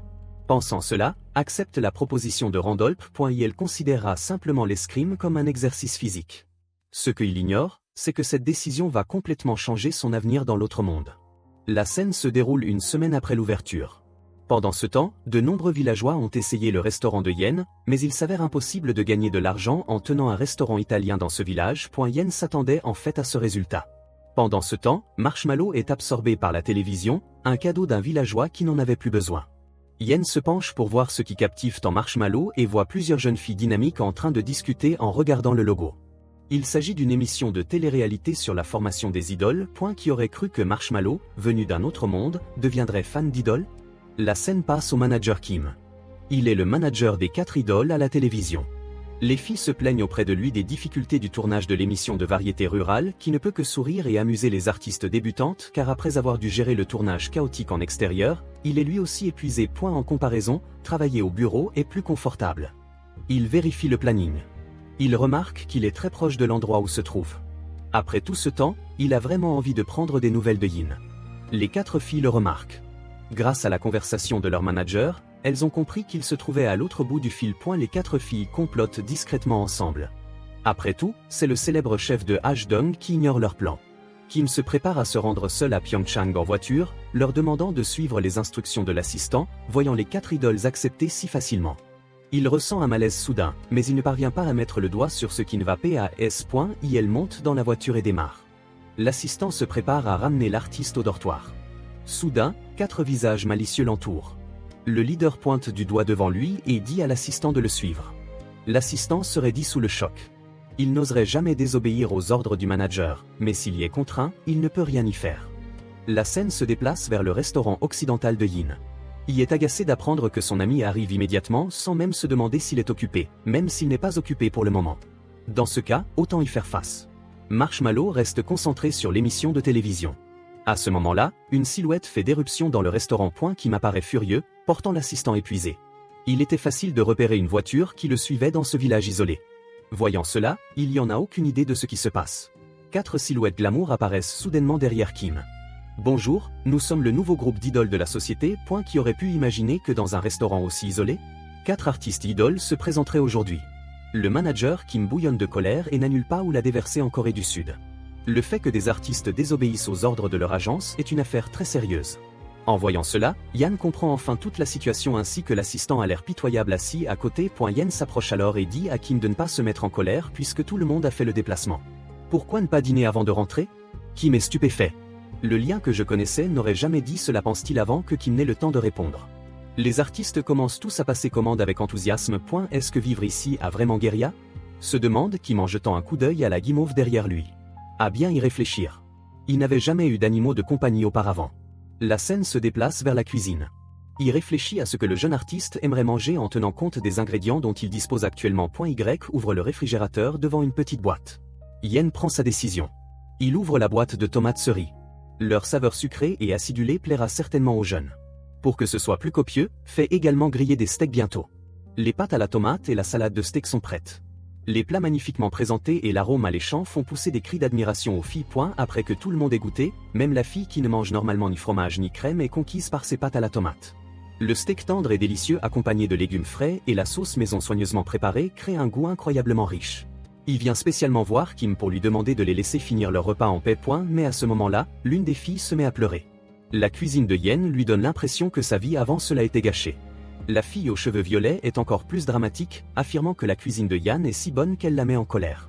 Cette réaction bizarre amène Yann à se demander si le manager qui m'a maltraité ces artistes. Yann a également préparé de la nourriture pour l'assistant car le trajet du retour est long. Il a ajouté du sucre supplémentaire pour l'aider à rester alerte. Kim regarde bien comme s'il s'agissait d'un étranger. L'ancien chef célèbre ne s'est jamais occupé des autres de cette manière. Se pourrait-il que plus beaucoup de temps à vivre? Bientôt, tout le monde termine le dîner et dit au revoir comme toujours. Yann mentionne qu'il aurait pu faire mieux mais qu'il n'avait pas assez d'ingrédients préparés en si peu de temps. Les filles remercient avec enthousiasme. Elles rendront certainement visite au célèbre chef à nouveau. En entendant cela, il y a ce temps, les gens ont-ils découvert qu'il se cachait ici grâce aux explications de Kim? J'apprends que ces filles recherchent ces anciennes vidéos de cuisine chaque fois qu'elles ont faim. Il leur serait impossible de ne pas le reconnaître en personne. Sur ce, Kim ouvre la portière de la voiture. Prête à repartir, Yann leur dit qu'elles sont les bienvenues quand elles veulent, à condition de ne plus lui tendre d'embuscade. Avant de partir, Kim demande spécifiquement si la guérison de Yen a progressé. Yann se fige un instant, puis répond avec un léger sourire. Grâce à Marshmallow, sa guérison se passe bien ici. Le lendemain, Yen et Marshmallow se rendent au marché du village pour faire des provisions. Lorsque le vélo s'arrête, Yen arrive au seul supermarché du village. Il entre à l'intérieur. Dès qu'il lève les yeux, Yen remarque quelque chose d'inhabituel. La vieille dame qui tenait cet endroit n'est plus là. Cette femme à la peau foncée pourrait-elle être sa belle-fille? Conscient de son erreur, Yann parvient à saluer la femme avec hésitation. Il y a remarque qu'il n'y a pas de Hérocal à vendre aujourd'hui. Comme Madame Park est une cliente régulière, il doit en acheter tous les jours. Elle demande spécifiquement à la femme de confirmer qu'il n'y a pas de Hérocal aujourd'hui. Dans ce cas, il devra se rendre dans une ville plus éloignée pour en acheter. Mais dès qu'il sort du supermarché, une agitation près de lui attire son attention. Deux enfants se battent violemment dans la rue. Ils se jurent même de ne plus jamais jouer ensemble. Le garçon ne supporte plus que la fille lui tire les cheveux. Alors, il crie à la petite fille de retourner dans son pays. Ces mots frappent la fille comme un coup de poing, lui faisant monter les larmes aux yeux. À ce moment-là, Yann intervient et les arrête tous les deux. Il leur dit qu'une fois prononcées, les paroles ne peuvent plus être retirées. Êtes-vous sûr que votre futur vous ne le regrettera pas? Au même moment, la femme du supermarché est attirée par le bruit. Quand elle voit ce qui se passe, elle panique. Elle est en fait la petite fille, la mère d'Emily. Emily se jette dans les bras de la femme en pleurant. Le garçon se rend peut-être compte qu'il a dit quelque chose de trop dur. Elle repousse violemment la main de Yann et s'enfuit sans se retourner. Au bout d'un moment, la femme remercie Yann avec gratitude. Elle est très reconnaissante à Yann d'avoir aidé Emily à éviter d'être victime d'intimidation et apprend que la petite fille s'est maintenant endormie paisiblement. Yann se détend enfin. La femme baisse légèrement la tête et dit à Yann que tout cela est grâce à elle. Yann fait un geste de la main. Il est tout à fait normal que les enfants se disputent. La femme se présente sous le nom d'O. Elle est en fait originaire du Vietnam. C'est pourquoi sa fille Emily est victime d'exclusion de la part de ses camarades. Una déclare soudainement qu'elle souhaite apprendre la cuisine coréenne auprès de Yi. Yann est surpris par ces paroles. Il s'avère que ses origines vietnamiennes ont conduit sa fille Emily à être exclue par les autres enfants du quartier. De plus, l'anniversaire de sa fille approche à grands pas. Et pour satisfaire les goûts des enfants invités à la fête, Una souhaite que Yen, propriétaire d'un restaurant, lui apprenne à cuisiner des plats coréens. Y ne sait pas comment refuser sa demande. Sa spécialité n'est même pas la cuisine coréenne. Mais c'est ce que ferait toute mère dévouée dans un pays étranger. Elle veut simplement offrir un meilleur environnement à sa fille. À ce moment-là, Marshmallow bondit avec enthousiasme vers Yen. Elle porte dans sa gueule une boîte de caviar haut de gamme. Et il semble que Marshmallow veuille que Yen ouvre la boîte. Voyant cela, il marmonne avec mécontentement que manger du caviar tout seul n'est pas bon et que c'est trop que Marshmallow ne vienne vers lui que lorsqu'il a besoin de quelque chose. À cette pensée, Ilya semble comprendre quelque chose. Demander de l'aide lorsqu'on est confronté à des difficultés est le choix le plus sage. Ilya l'air nerveux attrape donc une boîte de cadeaux et part. Il est convaincu que cette visite dissipera définitivement ses doutes. Alors que la porte s'ouvre lentement, le visage de Sojin apparaît. Elle est très surprise par la visite inattendue de Yann. Au même moment, le chef du village rend visite à Jung Yango et à sa femme. Après avoir entendu parler des problèmes de Yin, le chef est le premier à exprimer son mécontentement face à ce genre de situation. Ya aurait dû venir le voir en premier lieu, n'est-ce pas? Il s'agit simplement de préparer un repas pour l'anniversaire d'un enfant. Après tout, après avoir compris toute la situation, Sojin dit qu'elle a aussi une certaine impression d'Emily. Elle est sans vous qui voulait un hamburger. Sont également camarades de classe. Yann est assez surpris. Il ne s'attendait pas à ce qu'Emily et Sang ou fréquentent la même école. Yango explique à Ignan que tous les enfants du village fréquentent en fait la même école. À l'heure actuelle, moins de 20 enfants sont scolarisés dans le village. Ils sont donc tous dans la même classe à plusieurs niveaux. Sojin touche alors doucement son ventre de femme enceinte. Elle compatit profondément avec la mère d'Emily. Si elle était à sa place, elle ferait probablement encore plus pour son enfant.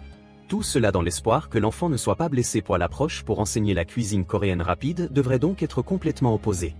Alors que Yen s'apprête à proposer une solution, le chef intervient avec des involtures. Pourquoi ne pas simplement laisser la mère d'Emily cuisiner des plats de son propre pays?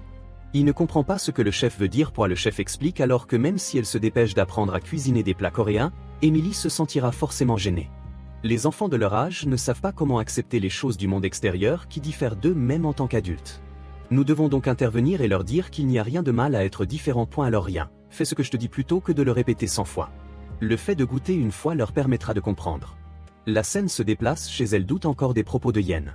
Les plats vietnamiens et coréens sont évidemment très différents. Pourquoi Yen voudrait-il qu'elle prépare des plats de son propre pays? Et si les enfants n'aiment pas ça?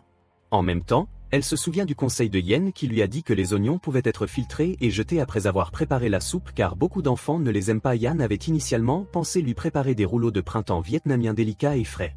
Mais compte tenu du processus compliqué et du fait que les enfants sont difficiles, il recommande plutôt d'utiliser des rouleaux de printemps frits forts de boulettes de riz dont la texture croustillante sera certainement appréciée par les enfants et de les présenter comme des raviolis vietnamiens, ce qui sera sans doute plus intéressant. En entendant cela, Luna est déjà en admiration totale. Il est capable à la fois de prendre en compte les sentiments des convives et de créer des plats délicats et savoureux. Avec l'aide de Yin, cette fête d'anniversaire se passera très bien peu après. Alors que Nis s'affirme dans la cuisine, un plat typiquement sud-asique est servi. Les nouilles de riz sont un élément indispensable de la cuisine vietnamienne. Mélanger les galettes de viande frite avec les nouilles de riz et les légumes et tremper-les dans une sauce spécialement préparée. Même si a perdu le goût, il peut sentir l'arôme acidulé et la texture rafraîchissante que dégage le plat. Les enfants trouveront certainement cela très original. En pensant à cela, il dit que ce plat convient très bien comme plat principal. Mais pourrait-elle lui verser un verre d'eau? Au moment où verse l'eau, une silhouette blanche émerge soudainement du chapeau de Yi. Elle s'approche agilement du bol et le renifle, puis se met immédiatement à le grignoter. La seconde après, sa queue tourne à la vitesse d'un hélicoptère, ce qui suffit à prouver la valeur de ce plat. Cantona revient après avoir versé l'eau et voit le visage en désordre de Yin. Elle est perplexe. Il fait comme si de rien n'était et continue de lui rappeler que comme c'est un plat pour enfants, elle doit y aller doucement avec les piments.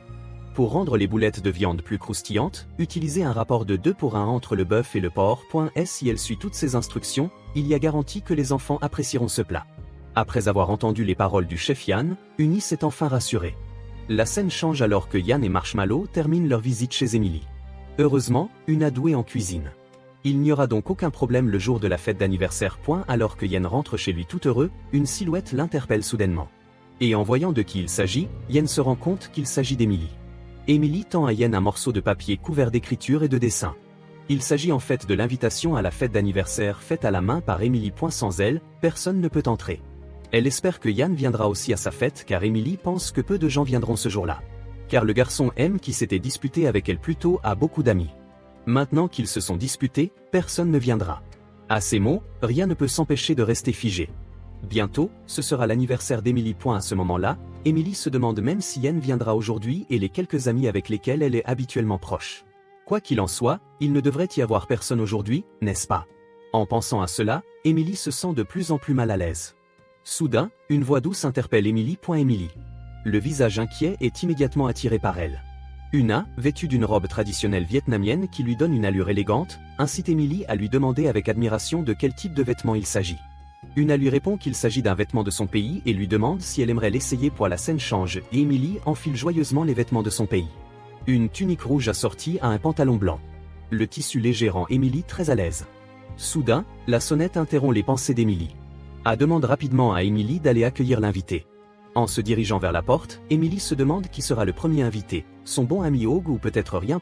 Elle ouvre donc la porte avec un mélange de doute et d'excitation. Contre toute attente, cet invité dépasse complètement ses attentes. Le visiteur porte une chemise à manches longues et un short. Et le fait qu'il tripote nerveusement ses doigts montre qu'il est lui aussi très nerveux. Peut-être parce qu'elle n'osait pas espérer qu'il viendrait.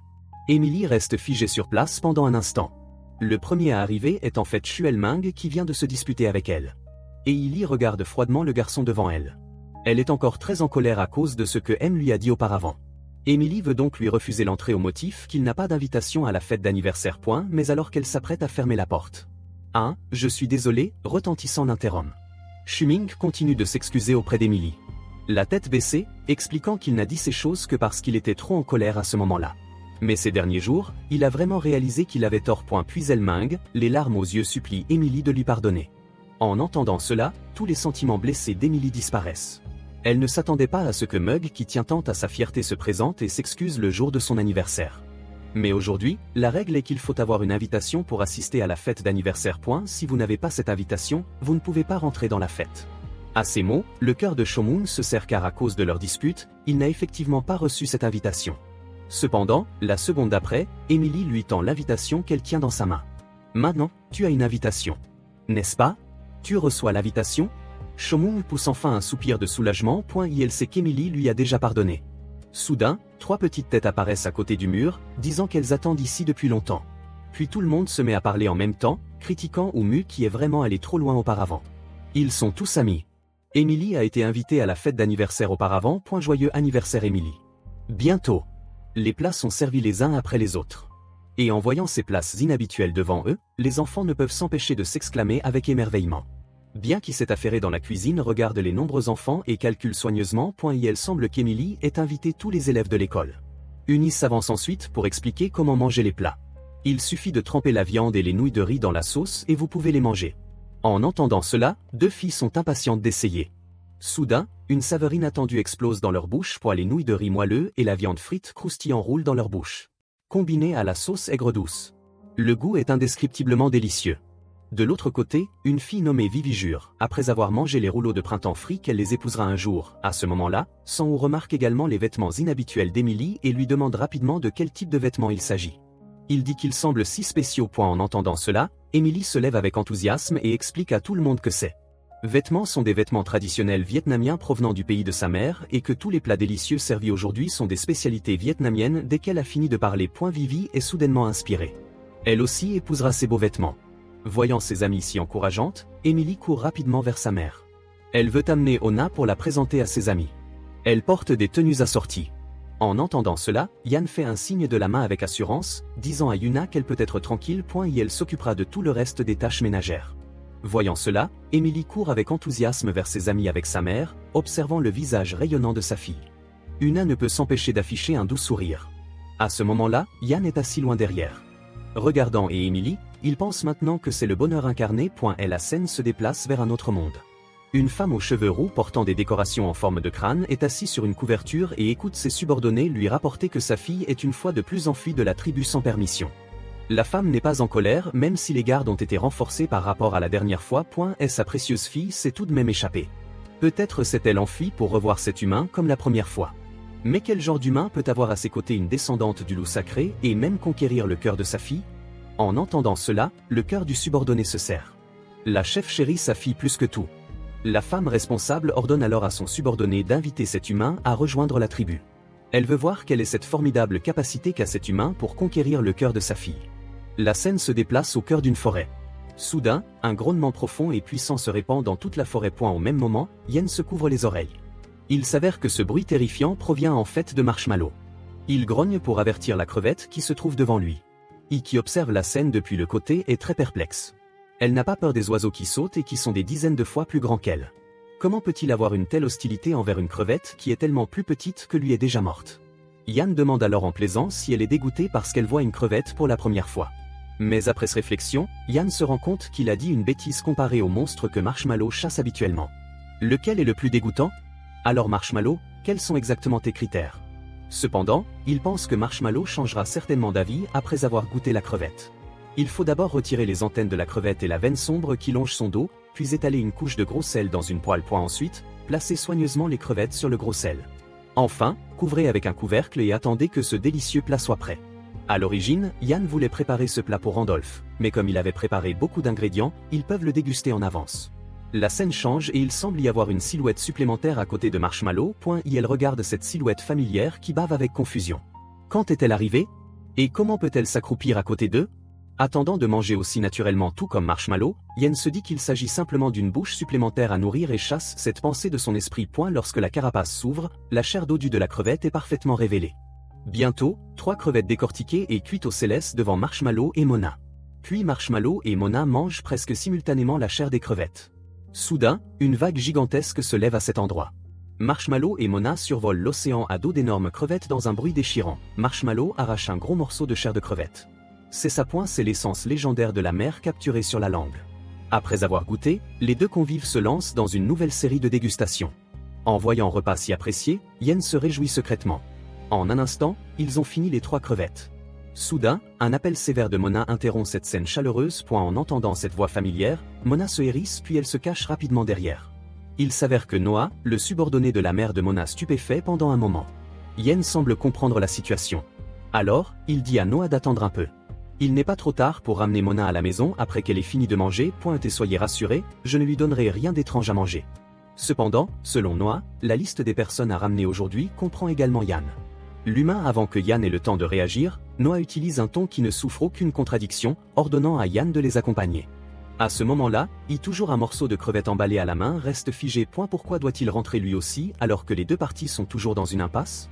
Noah dit que c'est l'ordre de leur chef et que ce chef n'est autre que la mère de Mona. En entendant cela, Yan jette instinctivement un coup d'œil à Mona à côté de lui. Il ne s'attendait pas à ce que ses origines soient si importantes, mais pour l'instant Yan ne parvient pas à comprendre leurs véritables intentions. Alors, il est de la question en répondant qu'il n'a pas de temps libre pour le moment. Contre toute attente. Après avoir entendu cela, Noah cesse de faire pression sur Yen et sort à la place un objet en forme de corne qui lui tend. En lui disant que lorsqu'il aura du temps libre, il pourra souffler dans la corne pour appeler Noah afin qu'il vienne le chercher. En recevant la corne, Bien ne s'attendait pas à ce qu'il l'apprécie autant, mais les paroles suivantes de Noël effraient. La chef dit qu'elle veut voir qui a un tel charme pour se promener dehors avec sa fille. Sur ce, Noah se retourne pour partir. Ya est déjà terrifié et tremble de peur. À ce moment-là, Yan reprend soudain ses esprits et appelle Noah qui s'éloigne. La scène se déplace vers le village natal de Mona, le village de Bisca. Noah revient ici avec un sac en plastique noir. Le sac est rempli de crevettes cuites, salées et grillées. Il s'avère que Yan avait peur que Noah ait du mal à s'expliquer s'il revenait les mains vides. Alors, il lui a demandé d'emporter de la nourriture pour la partager avec sa famille. Puis dans la lueur du soleil couchant, Noah commence à examiner seule la nourriture devant lui. Bientôt, seul le bruit de quelqu'un qui mâche se fait entendre dans l'air et celui du vent soulevé par une queue qui remue de plus en plus vite. De l'autre côté, après avoir accompagné Noah, Yan pousse un profond soupir. Il ne sait pas si la famille de Mona lui veut du mal en voulant le voir, mais Marshmallow ne semble percevoir aucune hostilité de leur part. Ce serait tellement bien si quelqu'un pouvait l'aider à comprendre. À peine a-t-il fini de parler que Randolph apparaît et voit qui il est. Yen est ravi, mais il semble être pris dans une certaine confusion pour le moment. Ya raconte rapidement toute l'histoire à Randolph du début à la fin et apprend avec stupéfaction que Ya a été invité par les hommes bêtes. Il s'avère que les humains et les bêtes de ce monde n'ont pas eu de contact depuis longtemps. C'est la première fois de sa vie que Randolph entend parler d'une bête invitant un humain à visiter son village. Elle n'a même jamais entendu parler d'un enfant de la race des bêtes confié à la garde d'un humain, mais à en juger par l'expression de Randolph se rend compte qu'il n'a aucune idée de la gravité de la situation. Randolph dit alors à Yan qu'il peut accepter l'invitation des hommes bêtes.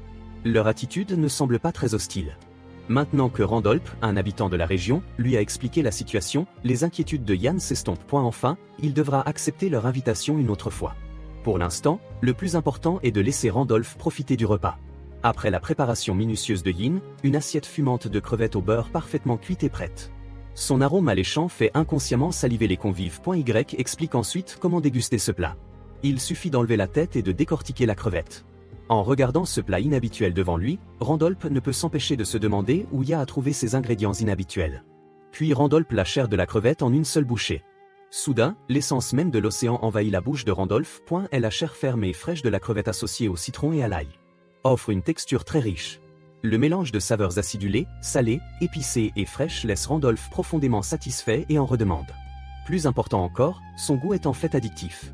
Cependant, il y a un inconvénient très insignifiant. Retirer la tête et la carapace, c'est trop compliqué. Voyant cela, Marshmallow et Mona limitent et commencent à manger sans attendre que les carapaces soient décortiquées.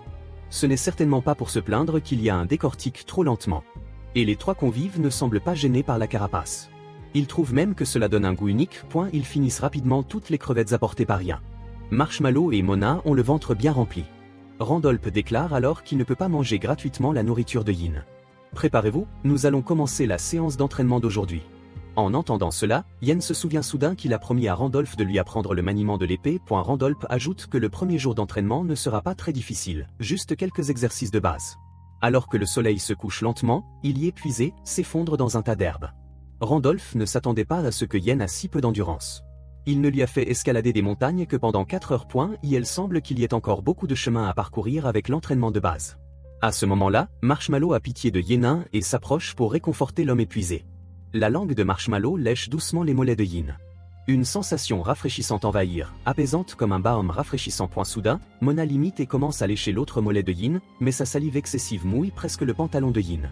Voyons cela, il y a un lutte pour s'asseoir et repousse Mona. En effet, la différence est flagrante. Randolph évalue alors les performances de Yan lors de cette première journée. Ne pas abandonner dès le début de l'entraînement est déjà une très bonne qualité. Ensuite, Randolph donne à Yan le sabre en bois qu'il portait sur son dos. Il s'agissait à l'origine d'un outil d'entraînement qu'il avait fabriqué avec soin pour sa fille. En entendant cela, Yan refuse rapidement, disant que ce cadeau est beaucoup trop précieux.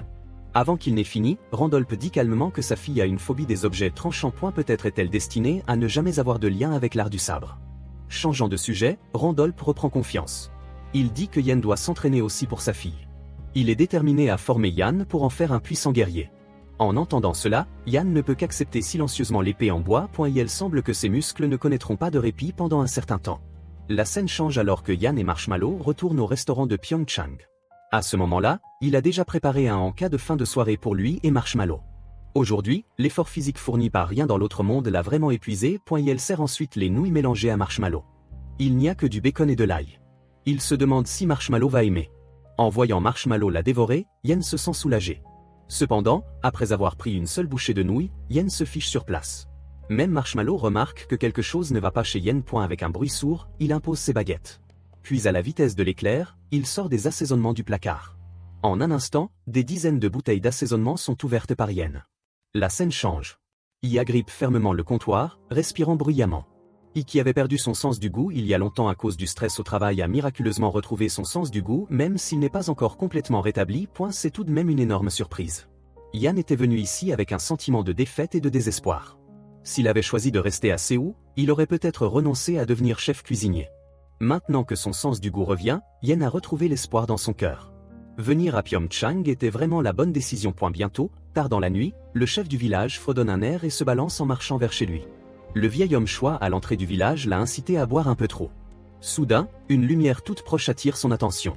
En regardant de plus près, le chef se rend compte qu'il s'agit du restaurant de ce grand chef de Séoul. À un même moment, il y a un saphir dans la cuisine. Pour fêter le retour de son sens du goût, il veut préparer un plat délicieux pour Marshmallow. C'est la spécialité de Y, son plein signature. La première fois qu'il l'a présenté lors d'un concours, il a remporté un prix. Puis Yan prend avec enthousiasme un morceau de viande et le met dans sa bouche pour le goûter. Mais rapidement, Yan retire sa toque de chef découragé. Même s'il a retrouvé son goût, il ne parvient toujours pas à distinguer les saveurs précises des aliments. À ce moment-là, Marshmallow n'arrête pas de donner des coups de patte sur le pantalon de Yin. Son envie de nourriture se lit déjà sur son visage et dans sa queue qui remue frénétiquement et qui est plongée dans la déception et soudain amusée. Même retrouver la moitié de son sens du goût est une raison de se réjouir. Alors Marshmallow profite à fond. La scène se déroule le lendemain. À ce moment-là, la porte du restaurant de Ya est presque enfoncée. Réveillé, Ya ne peut que se lever à contre-cœur pour ouvrir la porte. Contre toute attente, c'est un visage encore plus féroce qui l'accueille. Le chef lui dit d'un ton pressant, il y a eu un incident urgent au village. Yan doit venir. Au moment où Marshmallow sort en titubant, Yan a déjà été poussé de force dans le van par le chef. Puis le van démarre en trombe, laissant Marshmallow au sol. Debout dans le vent, l'air confus. Peu après, le chef emmène Yan à l'hôpital de la ville. Il s'avère que la femme de Mingo est sur le point d'accoucher.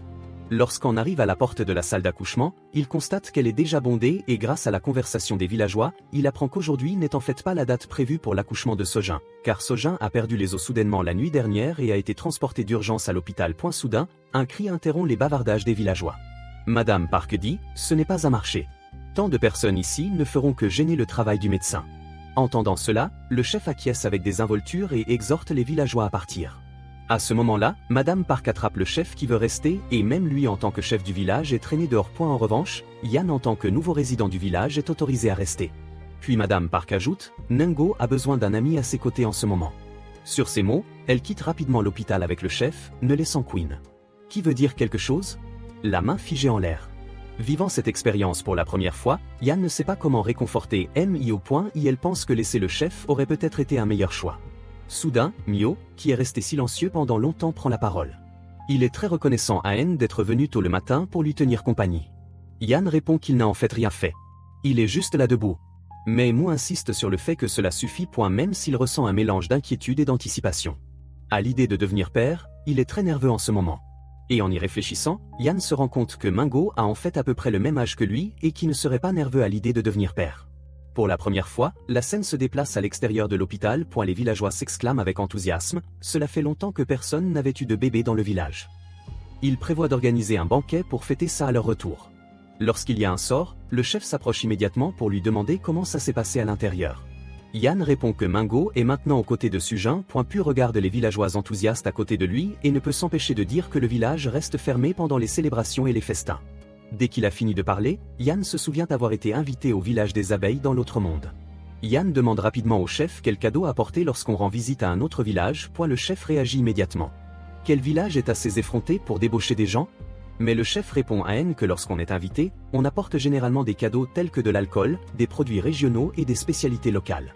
En entendant cela, Yann s'intéresse immédiatement. Il demande rapidement au chef quelles sont les spécialités de leur village. Dès qu'il a fini de parler, le chef se tait puis répond lentement, peut-être le bœuf coréen. Il répond que le bœuf coréen ne compte probablement pas comme une spécialité de Pyeongchang. S'ensuit un silence gênant entre eux. Peu après, Ya et Marshmallow se retrouvent à nouveau dans l'autre monde.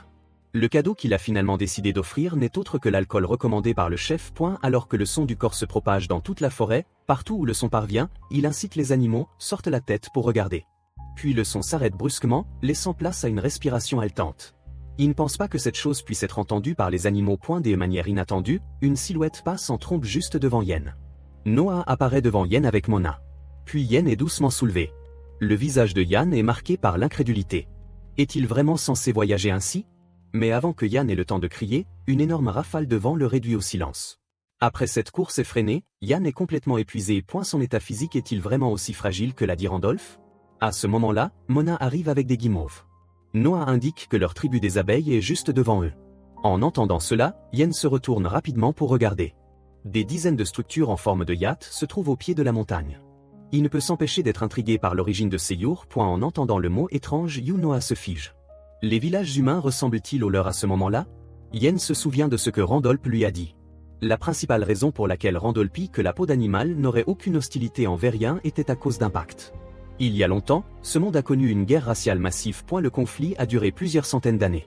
Au cours de cette période, d'innombrables vies ont été touchées et perdues. Et sans l'intervention divine, la guerre n'aurait jamais pris fin. Depuis lors, un pacte interdit les guerres entre les différentes races. Naturellement, les interactions entre les différentes races ont diminué. Le village des abeilles allait-il vraiment accueillir?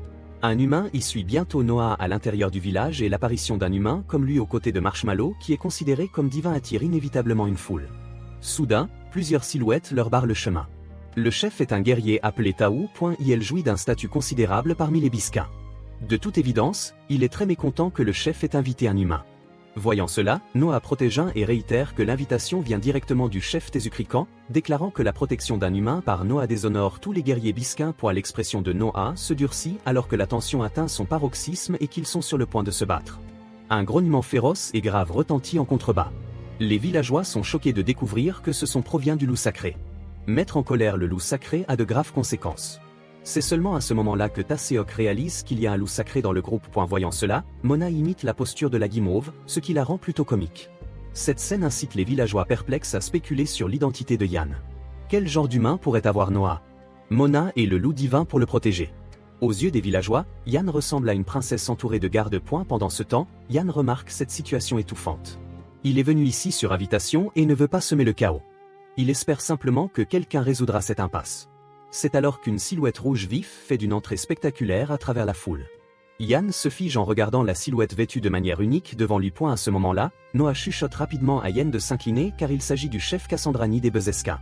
Entendant cela, Yen s'incline rapidement en signe de salut tandis que Monak court avec enthousiasme vers sa mère. 15 ans. Quand dit à Yen de ne pas être nerveux. Elle l'a invité aujourd'hui pour le remercier d'avoir pris soin de sa fille tandis qu'il y a un échange des plaisanteries avec Kazan. Tasok se sent complètement ignoré. Alors, il s'avance pour en faire toute une histoire, déclarant qu'en tant que chef des Biscains, elle n'a pas besoin d'être aussi courtoise envers un humain. En entendant cela, Kazan se retourne et voit que c'est le guerrier Tasuk qui parle. Elle sourit et dit qu'elle pensait qu'un imbécile voulait rompre le pacte, mais s'il s'agit du guerrier Tasuk, elle a du mal à entendre. Après tout, le sage guerrier Tasuk ne dirait jamais une chose aussi stupide. Comprenant le sarcasme dans les paroles de Kazan, Tasuk ne peut que battre en retraite. Peu après, Kazan emmène dans une pour lui parler des rencontres désagréables qu'il a eues dans le village. Elle lui dit de ne pas prendre cela à cœur. Tout le monde est simplement peu familier avec les humains. En entendant cela, il reste parfaitement immobile, agenouillé car 4 villageois bestiaux intimidants l'ont encerclé. Kazan ajoute alors qu'elle voulait aussi rencontrer l'humain légendaire qui pouvait apprivoiser le loup sacré tout seul. En entendant cela, une image traverse l'esprit de Yen. Son expérience de camping dans cet autre monde pourrait-elle être diffusée en direct dans le monde entier? Sinon, comment Kazan pourrait-elle en savoir autant sur ses aventures ici? Kazan ramène la conversation sur le sujet initial, réaffirmant qu'elle a invité Yan pour le remercier d'avoir pris soin de sa fille. En entendant cela, Yan fait un geste de la main disant qu'il n'a fait que donner quelques repas à Mona. Ce n'est pas une si grande faveur. De plus, aujourd'hui, il a spécialement apporté des cadeaux de chez lui pour les partager avec les villageois de Bezesquin. Lorsque le conteneur isotherme est ouvert, des dizaines de morceaux de viande cuite soigneusement empilés apparaissent. Disposés en rangées ordonnées. Ya explique qu'il a préparé ses amuscles chez lui. 15 ans qui a déjà senti l'odeur apparaît instantanément devant Yan pour inspecter. C'est donc de là que venait cette odeur depuis tout à l'heure. Kazan demande alors à Yen quand il dit « ce sont des amuse-bouches ». Cela signifie-t-il? En entendant cela, Yan sort rapidement le seki qu'il a préparé, expliquant qu'il s'agit d'une spécialité de sa ville natale. Kazan s'empare immédiatement du seki et le serre contre sa poitrine. Elle commence à comprendre comment cet humain a conquis sa fille. Cependant, Yan lui recommande de ne pas ouvrir la bouteille tout de suite car après avoir été secouée pendant le voyage, elle pourrait exploser.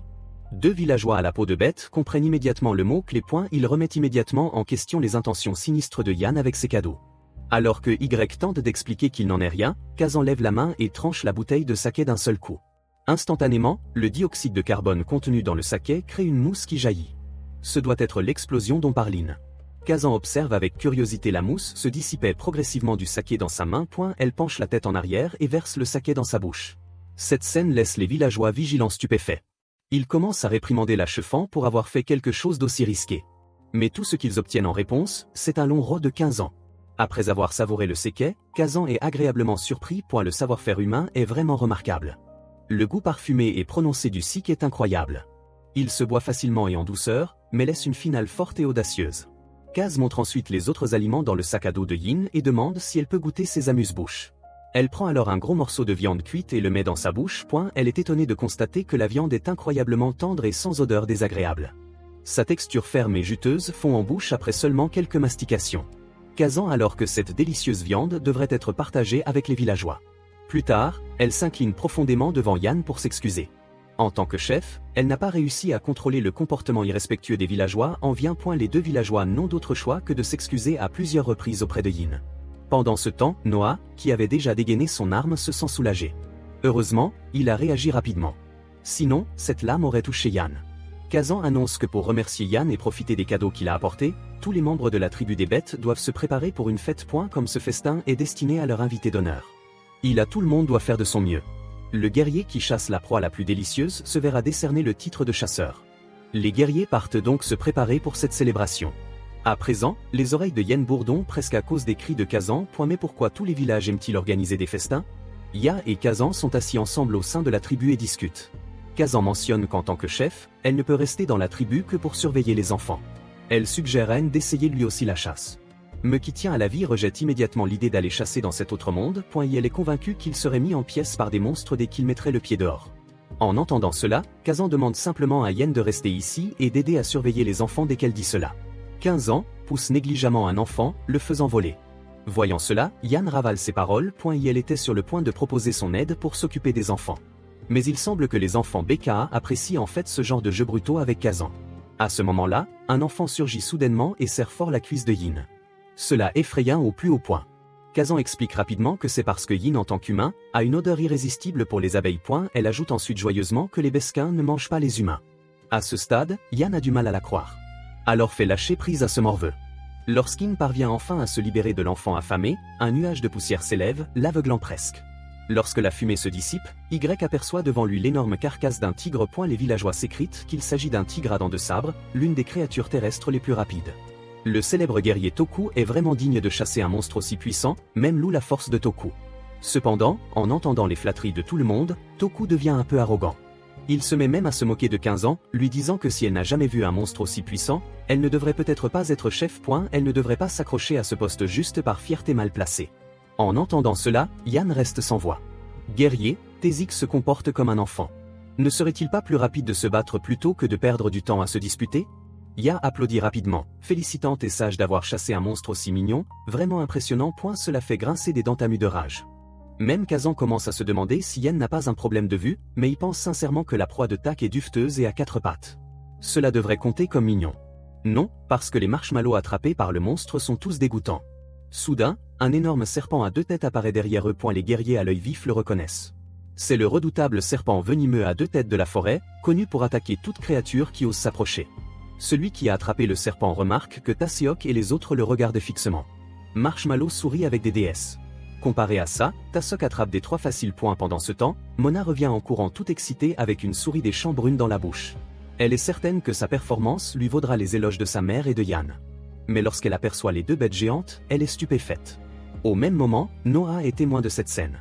Le loup sacré est vraiment à la hauteur de sa réputation. Même s'il est jeune, il possède une telle puissance. Mais l'issue de cette compétition n'est pas encore certaine. Noah a également attrapé une proie tout aussi impressionnante. Bientôt, tous les guerriers biscains reviennent avec leur prise. Après mûre réflexion, a pris sa décision. Quelle proie permettra à quel guerrier de remporter le titre de chasseur? Pendant ce temps, Mona, distraite pendant un instant, perd son mulot et est disqualifiée. La gagnante est Adley qui a ramené un faisan sauvage. Adley se désigne d'un geste incrédule. Elle n'a pas raté son coup, n'est-ce pas? Tazuk le plus agité s'avance rapidement pour protester. Kaz explique calmement que tout le monde n'a peut-être pas bien compris les règles. Elle n'a pas demandé la proie la plus forte mais la proie la plus délicieuse. Un chasseur qui ne sait que chasser n'est pas le meilleur chasseur. Le titre revient à celui qui a la clairvoyance de choisir la proie qui correspond à son objectif. En entendant cela, Noah est le premier à se lever et à soutenir la déclaration de Kazan. Les voix dissidentes s'éteignent immédiatement. Alors Kazan fait un signe de la main et déclare que la célébration commence officiellement. Voyant cela, Yan pousse enfin un soupir de soulagement. Heureusement que Marshmallow n'a pas remporté le titre, sinon ils auraient sûrement dû faire face à la rancœur du village. La scène change.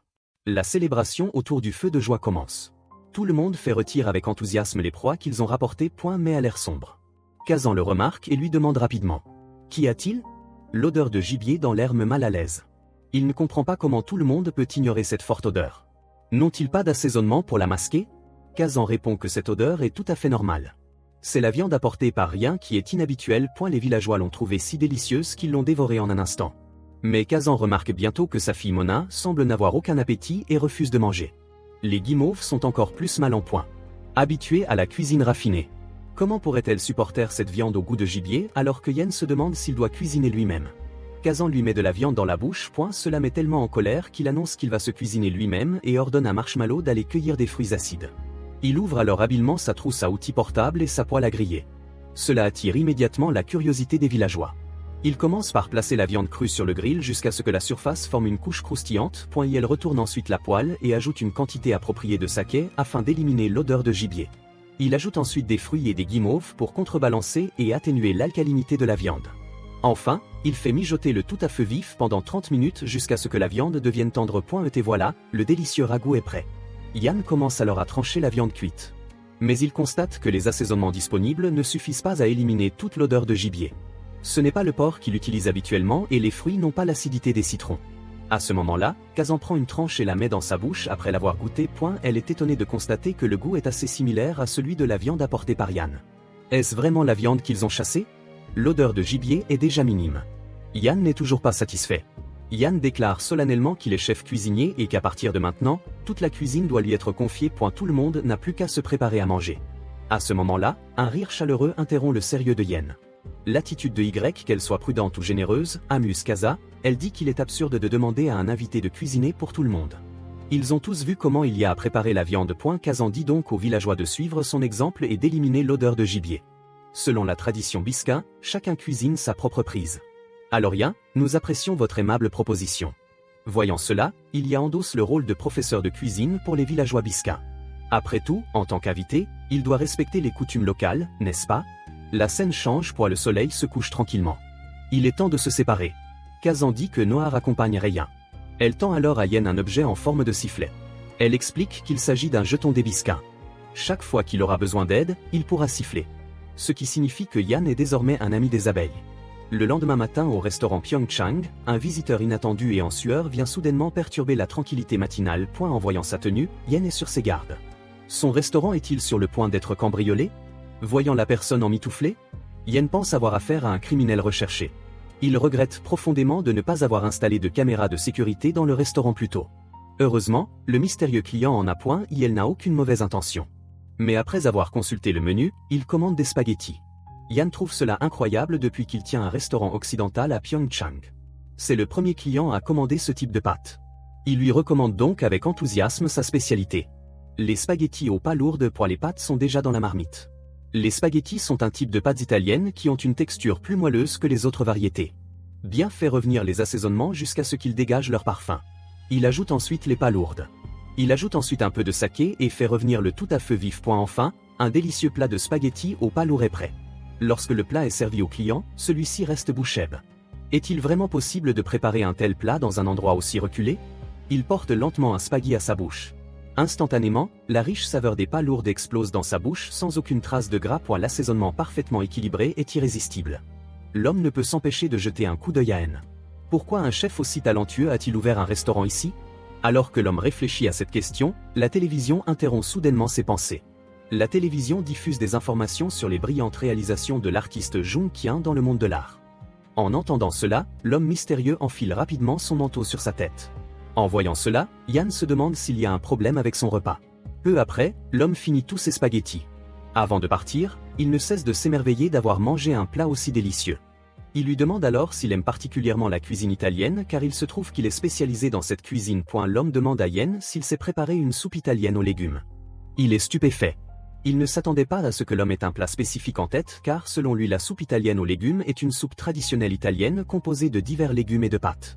Aussi appréciée des locaux que les pâtes farcies à la sauce à la viande. Yan répond qu'il peut la préparer immédiatement. Cela ne prendra que 30 minutes, mais l'homme mystérieux dit qu'il reviendra le lendemain. Il retire lentement ses lunettes de soleil et se présente officiellement sous le nom de Jung Kian.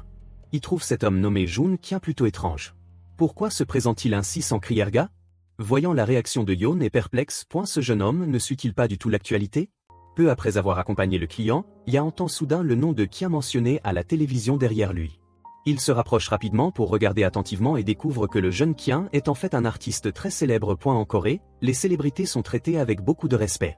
Réalisant son manque de respect, Yan pousse un cri. Il passe toute la nuit à faire des recherches en ligne sur les œuvres et le parcours de Kian. Lorsque Kian arrive le lendemain, Yan s'excuse immédiatement. Kian lui répond que ce n'est pas grave. Il est venu à la campagne précisément parce qu'il en a assez de la vie de célébrité. Après tant d'années passées dans la haute société, il est lassé recherche les saveurs familières du passé. C'est pourquoi Kian a demandé à Yan s'il pouvait préparer une soupe italienne aux légumes. Yan apporte la soupe aux légumes terminée. Kian prend sa cuillère avec impatience pour la goûter. Après un long moment, Kian remarque que la soupe est délicieuse. Cependant, Yan qui l'observe attentivement, se sent déçu. Il sait que l'expression de Kian n'est pas celle de la satisfaction. Kian explique qu'il ne ment pas. La soupe aux légumes de Yin serait parmi les meilleures. Même en Italie, c'est juste qu'elle est différente de la soupe dont il se souvient. Il y a plus de 20 ans, Kian est parti étudier seul en Italie. Il a beaucoup souffert là-bas pendant qu'il apprenait à peindre. Ses maigres revenus lui permettaient à peine d'acheter un tube de peinture. Il survivait donc en mangeant des spaghettis nature avec juste une pincée de sel à chaque repas. Finalement, un jour, Kian a vendu un tableau. Même si cela ne lui rapportait pas beaucoup d'argent, il a décidé de s'offrir un repas au restaurant. Il a commandé un bol de soupe italienne aux légumes qui était pour lui extrêmement précieux. Par la suite, il a connu le succès grâce à son artiste touché à la cuisine italienne. Aujourd'hui, dans ses vieux jours, Q a compris que même les souvenirs douloureux sont précieux. Il souhaite simplement goûter à nouveau cette soupe italienne aux légumes d'il y a plusieurs années. Yan ne comprend pas. S'il continue à chercher, il finira sûrement par retrouver ce goût original. Après avoir entendu l'histoire de Kian, Yan serre plus fort le canapé. A lui-même vécu la même chose dans sa jeunesse. Partir seul à l'étranger pour étudier la cuisine a été la période la plus difficile de sa vie. Il a dû travailler 2 fois plus dur et faire tout son possible pour améliorer ses compétences culinaires. Y arrête Kian qui s'apprête à partir.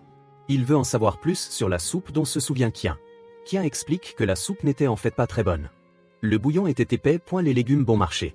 Ce qui lui a le plus marqué c'est le goût de poisson. Peut-être parce qu'Alfie est situé en bord de mer. Même les légumes avaient cette odeur. En entendant cela, Yan se perd dans ses pensées. Il demande à Kian de revenir le lendemain. Il veut refaire la soupe italienne aux légumes. Yan commence bientôt à analyser le souvenir de Kian. S'il n'y a pas de viande dans la soupe aux légumes, d'où vient l'odeur de poisson? Pourrait-elle contenir du cachot? Le cachuco est une soupe de fruits de mer et une soupe de poisson italienne préparée en faisant mijoter de grandes quantités de poissons et de crustacés variés. Mais pense que les fruits de mer se marient mieux avec les tomates. Kian aurait-il confondu la soupe italienne aux légumes avec la soupe espagnole aux fruits de mer après tant d'années? Les souvenirs peuvent être déformés. Yan commence à rechercher des informations sur Amali, l'endroit mentionné par Kian. Elle est immédiatement stupéfait par le paysage qui s'affiche à l'écran. Le paysage d'Amalfi est vraiment magnifique. Au bout d'un moment, Marshmallow lève la tête perplexe. Il ne comprend pas pourquoi Yan continue de fixer cette chose lumineuse. En parlant tout seul, soudain, Yan regarde l'écran de l'ordinateur avec enthousiasme. Peut-être que la description de la soupe faite par Kian était assez précise. Le lendemain matin, Ya entend la sonnette et se précipite pour accueillir le visiteur. L'artiste Jung Kian se tient à la porte, les yeux rivés sur son téléphone. Il a découvert l'identité de Ya en tant que chef célèbre grâce à des informations trouvées en ligne au cours des 2 derniers jours. Pas étonnant qu'il cuisine si bien. Voyant cela, il y change maladroitement de sujet. N'êtes-vous pas curieux de goûter la soupe italienne aux légumes que je vous ai préparée aujourd'hui? Kian répond honnêtement que le simple fait que Yan ait écouté patiemment son histoire hier lui a déjà suffi. Yan se rend compte que Kian a perdu tout espoir de retrouver la soupe de ses souvenirs. Il a probablement déjà fait le tour de tous les restaurants italiens. Ya apporte la soupe aux légumes qu'il a préparée à l'avance. Il est convaincu que la saveur d'aujourd'hui dépassera les attentes de Kian. Après tout, il s'agit de la soupe italienne aux légumes que Yan a spécialement préparée pendant la nuit pour l'artiste. Kian fixe la soupe dans sa cuillère qui bouillonne encore de mousse. Une forte odeur de poisson lui remplit les narines. Kian a toutes les raisons de croire que Yan a délibérément fait en sorte qu'elle ait mauvais goût mauvais. Mais dès que la soupe glisse dans sa bouche, les souvenirs de sa jeunesse lui reviennent instantanément. Les tables et les chaises usées et cette fenêtre donnant sur la mer. Tout cela défile sous ses yeux. La soupe aux légumes de ses souvenirs avait exactement le même goût. Pensant cela, Kian sourit avec satisfaction après tant d'années. Il la goûte enfin à nouveau. S'il mangeait cela maintenant, dans des circonstances normales, il le jetterait immédiatement. Elle explique rapidement que le goût de poisson presque amer provient de l'ajout de cachuco. Comme mentionné précédemment, le cachuco est une soupe italienne à base de fruits de mer préparée en faisant mijoter divers poissons et crustacés. Quant à la raison pour laquelle le bouillon est épais et trouble, Yan soupçonne le cuisinier d'avoir réduit les palourdes en poudre et de les avoir ajoutés à la soupe. Cela rendrait la soupe épaisse et lui donnerait ce goût de poisson amer. En entendant cela, Kian se met à réfléchir. Broyer des palourdes pour les ajouter à une soupe de légumes devait être intentionnel. Mais si le cuisinier voulait lui donner un mauvais goût, il y avait des moyens beaucoup plus simples. Pourquoi se donner tant de mal à cette pensée? Qui ne semble comprendre si ce n'était pas les chefs qui l'avaient fait? Cela aurait du sens afin d'apporter plus de nutriments aux étudiants pauvres qui étudient à l'étranger. Quelqu'un a secrètement broyé des palourdes et les a ajoutées à la soupe de légumes à l'insu du patron. C'était peut-être aussi pour protéger la fierté des jeunes. Avec le recul, Kian n'est jamais retourné dans ce restaurant après cette unique fois. Cette femme indiscrète, il ne pouvait vraiment rien faire face à sa gentillesse. Bientôt, le souhait de Kian s'est réalisé. Il se prépare à partir. Soudain, il regarde pensivement le restaurant de Yan. Les murs vides ne semblent pas tout à fait appropriés. La scène change avec l'aide de son chauffeur. Kian se prépare à monter dans la voiture. Il demande expressément à Yan de ne pas en faire toute une histoire car sa visite est strictement officieuse. Yan ne peut s'empêcher de lever les yeux au ciel. Quelqu'un qui a un chauffeur et qui parle de discrétion. Au même moment, la silhouette de Kim apparaît derrière Yan. Il lève lentement la main pour saluer Yan. Cela surprend Yan. Pourquoi Kim lui rendit une nouvelle visite surprise après lui avoir demandé? Il apprend que Kim veut simplement passer 3 jours de vacances ici et profiter de 3 jours de repas gratuits sous prétexte de rendre visite à quelqu'un. Kim s'assoit avec satisfaction sur le canapé de Yin tandis que l'expression de Yin s'assombrit. Kim aperçoit la guimauve moelleuse et ne peut s'empêcher de tendre la main pour la caresser. Mais la guimauve avec une agilité maximale l'esquive. Voyant cela, Yan sourit. Même le chef du village avec ses années d'expérience dans la chasse aux sangliers n'arrive pas encore à attraper Marshmallow. Marshmallow laisse la caresser librement. N'est-ce pas frustrant Kim? Kim dit à rien de ne pas être si suffisant. À en juger par son apparence, il doit être souvent exclu dans le village. Yan n'aime pas entendre cela. Le village a organisé un grand festin pour l'accueillir. En entendant cela, Kim regarde Yan avec pitié. Qui aurait cru que vivre dans un village isolé rendrait Yan délirant? Cette remarque fait presque exploser Ya alors qu'il se dispute avec Kim. Ya entend la sonnette. C'est Jung Nungo qui arrive au restaurant de Ya. Ya sort rapidement pour l'accueillir. Nungo veut juste remettre un cadeau à Kim Jin en remerciement pour les repas offerts par Yan. Il sort une paire de gants de cuisine raffinés. Apprenant que Sojin les a cousus à la main. Ya est profondément touché et un peu bouleversé. Mingo explique que Kim Jin voulait les livrer elle-même mais qu'elle vient d'accoucher et ne devrait pas sortir. Yan demande à Mio de dire à Sojin qu'il chérira ses gants à ce moment-là. 2 silhouettes familières arrivent au restaurant. Ce sont les enfants du village, Sue et Emily. Ils disent que l'école est en vacances à partir d'aujourd'hui. Ils sont venus spécialement pour demander à Yan de les aider à faire leurs devoirs. Au même moment, une autre silhouette familière apparaît à l'entrée du restaurant. L'arrivée du chef du village fait presque penser à Yan que tout le monde s'est concerté. À ce moment-là, Kim observe la scène animée dans le restaurant. Et elle ne peut s'empêcher d'être surpris. Yen semble vraiment bien s'en sortir ici. Il craignait que Yen se sente seul ici, mais il semble que ce ne soit pas le cas. Sa visite n'était pas nécessaire, mais puisqu'il est là, il va certainement en avoir pour son argent pendant ces TR jours. Qui aurait cru que Y apprendrait à nouer des liens avec les gens ici? Pendant ce temps à l'intérieur du restaurant, il sent que quelqu'un parle de lui. L'instant d'après, la voix du chef interrompt ses pensées, expliquant qu'il est là pour recruter des villageois afin de l'aider dans les travaux agricoles. Comme c'est la saison agricole, le chef veut embaucher Yen pour 2 jours afin qu'il l'aide. Même si Yen tient un restaurant, le chef ne lui demanderait pas s'il n'était pas vraiment à court de main-d'œuvre. Yen se dit qu'il n'y a de toute façon pratiquement pas de clients, mais il est coincé maintenant que Kim est arrivé. Voyant son hésitation, le chef comprend qu'il est trop poli pour refuser et commence à retirer sa demande. Quand soudain, Yan sourit malicieusement et accepte d'aider aux travaux agricoles et il garantit qu'il peut fournir 2 personnes. Y lutte pour lever son épée en bois afin de bloquer l'attaque. Il saisit l'occasion et lance son coup final, mais son adversaire le désarme sans effort. Voyant cela, Randolph rassure rapidement Yan en lui disant qu'il a fait de grands progrès, qu'il peut désormais tenir 5 secondes face au membre le plus faible de l'ordre de la nuit. En entendant cela, Yan ramasse l'épée en bois par terre. Peu importe les difficultés, il continuera à aller de l'avant. À ce moment-là, leur conversation est interrompue par un bruissement provenant du fond des buissons. Une paire de pattes familières émerge lentement. C'est Noah, le guerrier bestial accompagné de Mona. Mona se jette immédiatement sur Yan avec enthousiasme, mais une silhouette blanche apparaît soudainement et lance une attaque surprise sans avertissement. Pendant ce temps, le regard de Noah se pose sur Randolph qu'il rencontre pour la première fois. Randolph demande à Yan avec un sourire si Noah est intéressé par leur entraînement au combat à l'épée. Perplexe, Yan se demande pourquoi il ne pose pas directement la question à Noah. À sa grande surprise, Randolph explique qu'ils ne comprennent pas la langue de l'autre. Yan est stupéfait. C'est la première fois qu'il s'en rend compte. Après tout, sa propre communication avec les humains et les abeilles dans ce monde s'est toujours déroulée sans problème. Voyant la situation, Randolph prend son sabre en bois et fait ses adieux, suggérant de suspendre l'entraînement. Comme il a des visiteurs, Noah regarde la silhouette de Randolph disparaître progressivement au loin. Elle murmure que Ya est en train d'apprendre le maniement du sabre. Ya explique que c'est en échange de la nourriture qu'il lui fournit. Noah reste figé pendant un long moment sans répondre. Puis il fait remarquer qu'il a également reçu de la nourriture de Ya, et pas qu'une seule fois. En tant que guerrier Bisca. Il doit donc également rembourser Yen. Alors, je t'enseignerai les arts martiaux Bisca. La tentative de refus de Yen est immédiatement interrompue. Tu ne penses pas que les arts martiaux des peaux d'animaux sont inférieurs à l'art de manier l'épée des humains? Tu as peur? Yen se fiche sur place et accepte très volontiers l'offre. S'il ne se plie pas à cette situation, sa vie pourrait être en danger. Noah demande alors à Yen de se mettre à 4 pattes. Il explique que c'est la base des arts martiaux des hommes bêtes.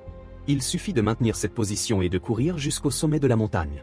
Y est abasourdi. Il vient d'échapper à un enfer et il se retrouve maintenant dans un autre. La scène passe au lendemain matin. Yen est allongé dans son lit dans une position étrange à côté de Marshmallow. Contrairement à Marshmallow qui dort profondément et tourmenté toute la journée dans l'autre monde, hier ne parvient pas à dormir à cause de ses douleurs dorsales. Heureusement la langue de Marshmallow a des propriétés curatives. Sinon, Yen ne pourrait pas sortir du lit aujourd'hui. Yen se souvient de ce que Noah lui a dit hier. Il s'avère que le conflit entre les abeilles et les humains dans l'autre monde est profond. Il chasse rapidement cette pensée de son esprit. Pour l'instant, il veut tenir sa promesse d'apporter des épices et des assaisonnements aux abeilles. À bien y réfléchir, Randolph semble s'y connaître en assaisonnement. Ce sont juste les tribus de Beuzesquin qui ne s'y intéressent pas à ce moment-là.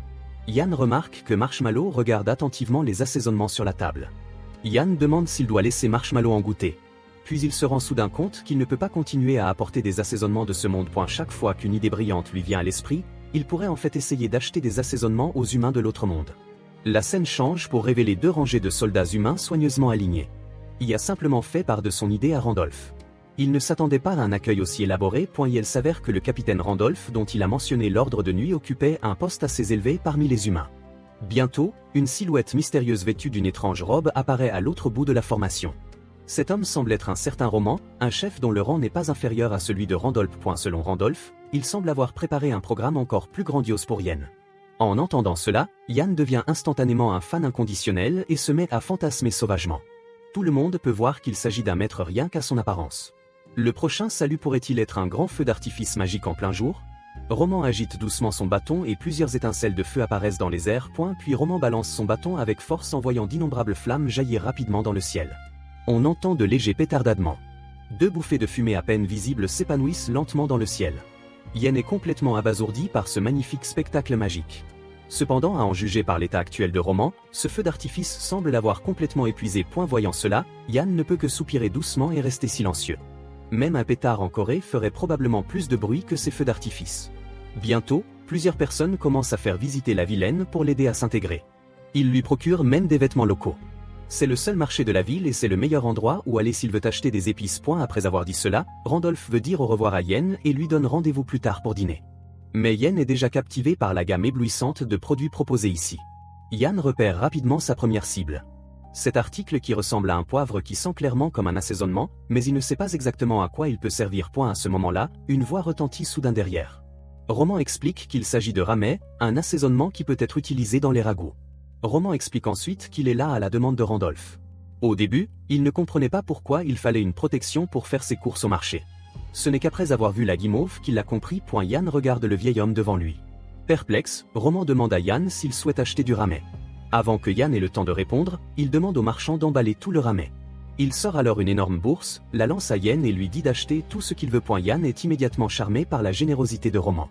Roman se demande simplement pourquoi Yen réagit mieux maintenant qu'il ne l'a fait pendant le feu d'artifice. Yen termine rapidement ses achats avec satisfaction grâce à la générosité de Roman.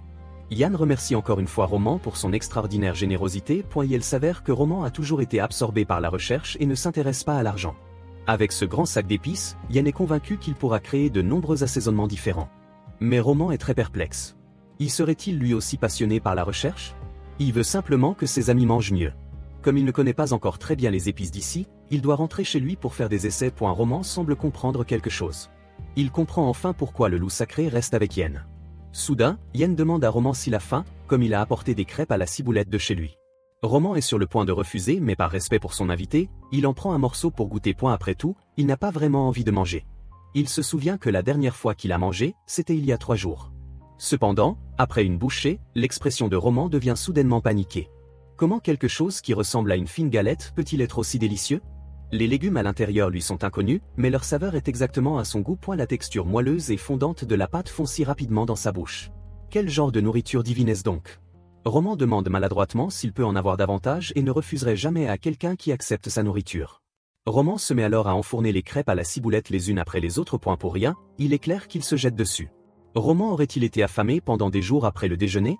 Bien lui pose la question qui le tare. Pourquoi Randolph t'a-t-il demandé de m'escorter alors que tu faisais simplement tes courses au marché? Y a-t-il des voleurs ou des bandits ici? Roman répond que si c'était le cas, ce serait facile à gérer. À ce moment-là, Marshmallow qui dormait à proximité se réveille soudainement et prend une posture défensive vers l'avant.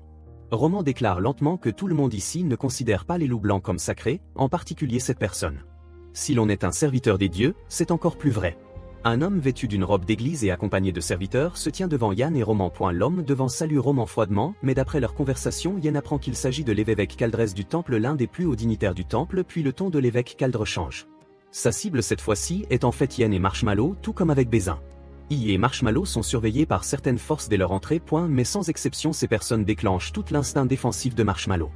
L'évêque Caldre prétend qu'il s'intéresse simplement à Marshmallow et qu'il souhaite inviter Yann à visiter le temple. Au même moment, Roman prend la parole. Il comprend naturellement les véritables intentions de l'évêque, mais il ne laissera absolument pas emmener sans raison. L'énergie magique qui circule dans son bâton montre qu'il est prêt à se battre. Voyant cela, Caldrès ne peut pas agir de manière imprudente au grand jour. Car affronter Roman et Randolph n'est pas la meilleure option pour le moment. Caldrès reste silencieux pendant un moment puis déclare que puisque le maître du loup blanc a déjà pris des engagements, bien que cela soit regrettable, il ne s'immiscera pas davantage. Sur ce, Caldro se retourne et s'en va. Voyant cela, l'énergie magique dans le bâton de Roman se dissipe progressivement. Il est clair qu'il est très satisfait de ses efforts de protection. Même ne s'attendait pas à ce que Roman aille aussi loin pour lui. Il espère juste que Roman ne s'affaiblira pas après avoir libéré sa magie cette fois-ci, car même les feux d'artifice l'ont complètement épuisé. En entendant cela, Roman explique calmement que ces feux d'artifice personnalisés sont créés en affinant artistiquement la magie explosive. Puis il commence à donner des détails sans fin. La scène change alors que la nuit tombe. Randolph rencontre Yann comme promis. Cependant, les spans de Yin sont désormais complètement détruits. Il n'aurait jamais imaginé que Roman puisse passer 3 heures d'affilée à expliquer les principes derrière un sort de feu d'artifice. Il s'agit du restaurant familial de Randolph. Même les soldats qui étaient de garde pendant la journée ont été postés ici dans le but principal de protéger la sécurité de Yann. Soudain, la fille de Randolph commence à bouder. Elle voulait manger avec Marshmallow. En entendant cela, son père adoré la réconforte immédiatement. Elle pourra aller nourrir Marshmallow après le dîner, mais Solène sait que c'est impossible car à ce moment-là Marshmallow sera probablement rassasié. Pendant ce temps, les autres tables sont en ébullition. Marshmallow a dévoré leur nourriture sans que personne ne s'en aperçoive. En entendant cela, Yann prend une décision. Il punira Marshmallow demain en ne le laissant pas manger de toute la journée. C'est trop embarrassant. Soudain, un goût amer et après envahit la bouche de Yann. Est-ce le goût de la bière locale? Bien comprend soudain pourquoi Randolph voulait qu'il apporte de la bière de chez lui. Cette fois-ci, Yann a apporté beaucoup de bière locale et de soju de Corée contre toute attente desquelles sont servis. Les invités se jettent dessus. Randolph s'empresse d'expliquer que ces boissons proviennent du pays natal de Yin et ne sont disponibles que ce soir. S'ils en veulent davantage plus tard, ils peuvent contacter Yen directement. Dès que ces mots sont prononcés, Yen est stupéfait. Instantanément, d'innombrables buveurs enthousiastes se précipitent vers lui. Bien ne s'attendait pas à ce que des boissons ordinaires de son pays natal aient un tel impact sur les gens de ce monde. Il ne peut certainement pas dire que ces boissons viennent d'un autre monde. Réfléchissant rapidement, demande à tout le monde s'ils veulent savoir comment améliorer encore ces boissons. Cette tactique consistant à détourner l'attention fonctionne à merveille. Les clients se taisent immédiatement pour regarder la démonstration de Yen. Il mélange de la bière et du soju dans un rapport de 7 pour TR et verse le mélange dans un verre. Puis il sort une cuillère en bois ordinaire et remue rapidement. Enfin, une bombe de soju coréenne est née. Cet exploit stupéfie toutes les personnes présentes. Ils sont tous curieux de connaître cette technique spectaculaire. Ce qu'ils ignorent, c'est que Yen a acquis cette compétence en observant le directeur Kim. Très vite, tous les clients de la taverne sont émerveillés par cette boisson envoûtante. Sa texture onctueuse et sa saveur moelleuse sont enivrantes. Ils ne cessent de remplir leurs verres, oubliant complètement que 30% de la boisson est encore du soju. Au final, Yen à lui seul parvient à boire toute la nuit, commande sous la table, le temps revient au matin. Yann a quelque chose de très important à faire aujourd'hui. Il appelle Marshmallow qui est en train de rêvasser à proximité. Marshmallow s'approche avec enthousiasme, pensant qu'il va se passer quelque chose de bien, mais la scène change et il se retrouve attaché à une laisse. Karien a promis d'emmener Sue et Emily à Séoul, mais il craint de ne pas pouvoir s'occuper de Marshmallow et ne prévoit donc pas de l'emmener. Après avoir dit au revoir à tout le monde, Yann se prépare à partir. Son bon ami Kim l'attend pour venir le chercher. Aux yeux du chef du village, Yann semble être une personne complètement différente de celle qu'il était à son arrivée. Yann semble désormais 2 fois plus énergique. Une fois dans la voiture, Yann demande à San et Emily ce qu'ils pensent de leur départ pour Séoul. Il s'avère que c'est la première fois que Sanu et Emily quittent le village pour la grande ville de Séoul. En entendant cela, Kim comprend qu'il a été appelé pour être le chauffeur des enfants aujourd'hui. La première destination du jour est le parc d'attractions, l'endroit préféré des enfants. Cependant, la plus grande inquiétude de Yen est d'être reconnu en tant que personnalité publique. Suivant les conseils exaspérés de Kim, il trouve un chapeau. Mais Kim Yen a beaucoup changé. Autrefois, il n'aurait jamais mis les pieds dans un endroit bondé. À ce moment-là, Kim semble voir quelque chose d'étrange dans le rétroviseur. Une tache blanche qui se déplace à grande vitesse. Au même moment, le chef du village découvre que le loup blanc en laisse a disparu. Bientôt, la scène arrive au parc d'attractions. Contrairement aux enfants qui sont tout excités, Y a toujours du mal à supporter les endroits bondés. Il pensait qu'il suffirait de bien s'entendre avec les gens du village et de l'autre monde, mais lorsqu'il est confronté à cette situation, il se sent toujours intimidé. L'opinion des autres a-t-elle vraiment autant d'importance? À ce moment-là, San attrape la main d'Eux voyant que Yann ne semble pas bien et l'entraîne rapidement pour jouer. Pensant que Ya a simplement peur des manèges, Yann se fige un instant, puis il sourit faiblement en disant qu'il va bien maintenant, qu'il n'a plus aussi peur qu'avant. Voyant cela, Kim en rajoute en disant qu'il était prêt à appeler une ambulance pour rien. Soudain, une agitation à proximité attire l'attention de Kim. Il pense qu'une autre célébrité est arrivée. Il ne se doute pas que le chaos qui règne dans le parc d'attractions est dû à un petit loup blanc. Un loup agile que tout le personnel n'arrive pas à attraper malgré tous ses efforts. Un loup dont les capacités d'évasion sont accrues dans les espaces clos. La scène se déplace vers un hôpital du centre-ville de Séoul. La seconde d'après, la porte s'ouvre brusquement. Sansu se précipite à l'intérieur rapidement et en voyant cela, la femme tremble. Sue aperçoit enfin sa mère. Devant la porte. Yann demande à Emily si elle s'ennuie et si elle veut aller s'asseoir dans un café. Emily répond qu'elle va bien après que Sue ait vu sa mère. Nous pouvons rentrer directement à la maison car ma mère me manque aussi. Le temps passe vite et bientôt c'est le soir. Sansu et Emily terminent leur agréable excursion d'une journée à Seoul. Alors que Ya observe cette scène réconfortante, une silhouette extrêmement épuisée apparaît devant lui. Bois, Yann ramasse Marshmallow et lui demande ce qui s'est passé. Au départ, il se sentait coupable d'avoir laissé Marshmallow au village, mais il semble que le loup ait lui aussi joué toute la journée et soit épuisé. Heureusement, Marshmallow ne peut pas parler. Sinon, ce qu'il dirait maintenant serait très désagréable. La scène revient à Yen qui campe dans l'autre monde. Et la première chose qu'il fait est de sortir de la nourriture et de commencer à cuisiner. Il s'agit d'un pot de cuisse de porc fraîchement braisé. C'est la première fois que Yen utilise des assaisonnements provenant de l'autre monde. Contre toute attente, leur effet déodorant est encore meilleur que prévu. Au cours des 2 semaines qui ont suivi l'achat des épices, Yann a presque perfectionné la recette. Lorsqu'il prend un morceau de porc et le met dans sa bouche, la saveur dépasse en fait les attentes de cette épice semble être un mélange de saveurs de moutarde et de citron. De l'autre côté, Mona également avec grand appétit. Désireux de partager sa joie, ignore totalement qu'un regard dans l'ombre suit chacun de ses mouvements. Depuis un certain temps déjà, le mystérieux personnage observe mais découvre qu'il ne fait que camper et cuisiner en plein air sans aucun autre comportement suspect. Ce qui rend le personnage mystérieux encore plus curieux. C'est la façon dont Yann prépare des plats aussi parfumés, même elle qui n'aime pas la viande. Enfin, soudain, Yann remarque que la guimauve a disparu. En entendant cela, le personnage mystérieux reprend ses esprits. Elle se sent immédiatement mal à l'aise et s'apprête à faire demi-tour pour partir. Mais une silhouette blanche comme neige se tient derrière elle, la fixant de ses yeux bleus brillants. La seconde après, Marshmallow dévoile ses petites canines espiègles. Soudain, un bruit sourd attire l'attention de Yen. Yen pense qu'il s'agit d'une autre farce de 100 mètres, Randolph. Mais ce qui apparaît devant lui est quelqu'un vêtu d'une combinaison moulante avec une paire d'oreilles non humaines et des cheveux blonds et des yeux verts. Solaris, les joues rougissent instantanément. C'est la première fois qu'elle se fait repérer par sa cible après être tombée d'un arbre alors qu'elle est l'une des meilleures éclaireuses parmi les elfes. À présent, l'esprit de Yin est envahi de questions. Que se passe-t-il avec cette étrange jeune fille qui rougit alors que Yen s'apprête à l'aider? Elle s'écrie soudainement immédiatement. Un bruit retentit dans le ciel. Une créature entièrement bleue fond sur rien. Ses mouvements rapides prennent presque Yen au dépourvu. Solara s'est maintenant levée, le visage rouge.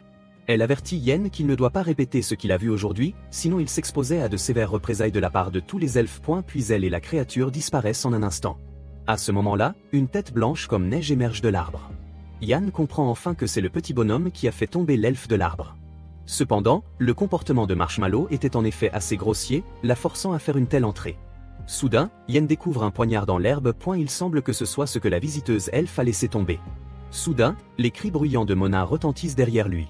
Il s'avère que Noah est apparu derrière elle à un moment donné et a attrapé Mona car Mona s'était enfuie du village, cette fois sans permission. Le chef lui a spécifiquement ordonné de ramener Mona et lui a dit qu'elle ne pouvait pas bénéficier d'un traitement spécial simplement parce qu'elle était la fille du chef. Soudain, Noah se fige un instant, puis son expression change. Il demande avec suspicion pourquoi il sent l'odeur des elfes sur rang. En entendant cela, Yann répond rapidement que cela vient peut-être du poignard qu'il tient dans sa main. Alors qu'il s'apprête à expliquer tout ce qui s'est passé, Yann se souvient qu'une fille au visage rouge lui a menacé de ne rien dire. Voyant Yann hésiter à parler, Noah ne peut que se tourner vers Marshmallow.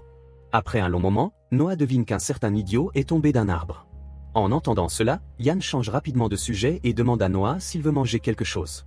Il se trouve qu'il a apporté de la nourriture en cadeau pour Besquin. Noah répond qu'il n'a pas particulièrement faim, mais que s'il y a de la nourriture, c'est une bonne option. Il craint que les enfants n'aiment pas ça. Il a spécialement apporté des brochettes de viande et de légumes savoureuses. Et à mesure que les flammes du barbecue brûlent, la nourriture grillée au charbon de bois dégage un arôme alléchant. Bientôt, une brochette de viande grillée bien chaude est mise dans la main de Noah et impresse Noah de manger rapidement car il a du mal à contrôler 2 bêtes affamées. Les 2 oreilles de Noah bougent lentement. Il dit que les brochettes sont bonnes.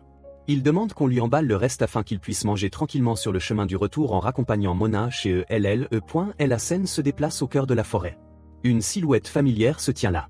La jeune elfe regrette toujours d'avoir été surprise dans cette situation embarrassante par un humain. Soudain, une silhouette s'approche lentement par derrière. C'est Noah. Il dit qu'il n'a pas pris la peine de cacher sa présence à Solara, car elle est toujours aussi obsédée par la traque des humains. En entendant cela, Solara répond que c'est tout à fait normal car cette forêt est la frontière entre les 3 races. Après tout, si quelque chose tourne mal dans cette zone sensible, ce sera difficile à expliquer. Noah dit que Yann est une amie des bêtes et espère qu'elle ne fera rien d'inutile. En entendant les paroles de Noah, Solara est très surprise et commence à réévaluer l'homme qui se trouve devant elle. La force de Noah est exceptionnelle, même parmi les élites. Pour quelqu'un comme lui, favoriser un humain. De plus, ce que Noah tient dans ses mains attire l'attention de Solara. Cela a l'air très appétissant.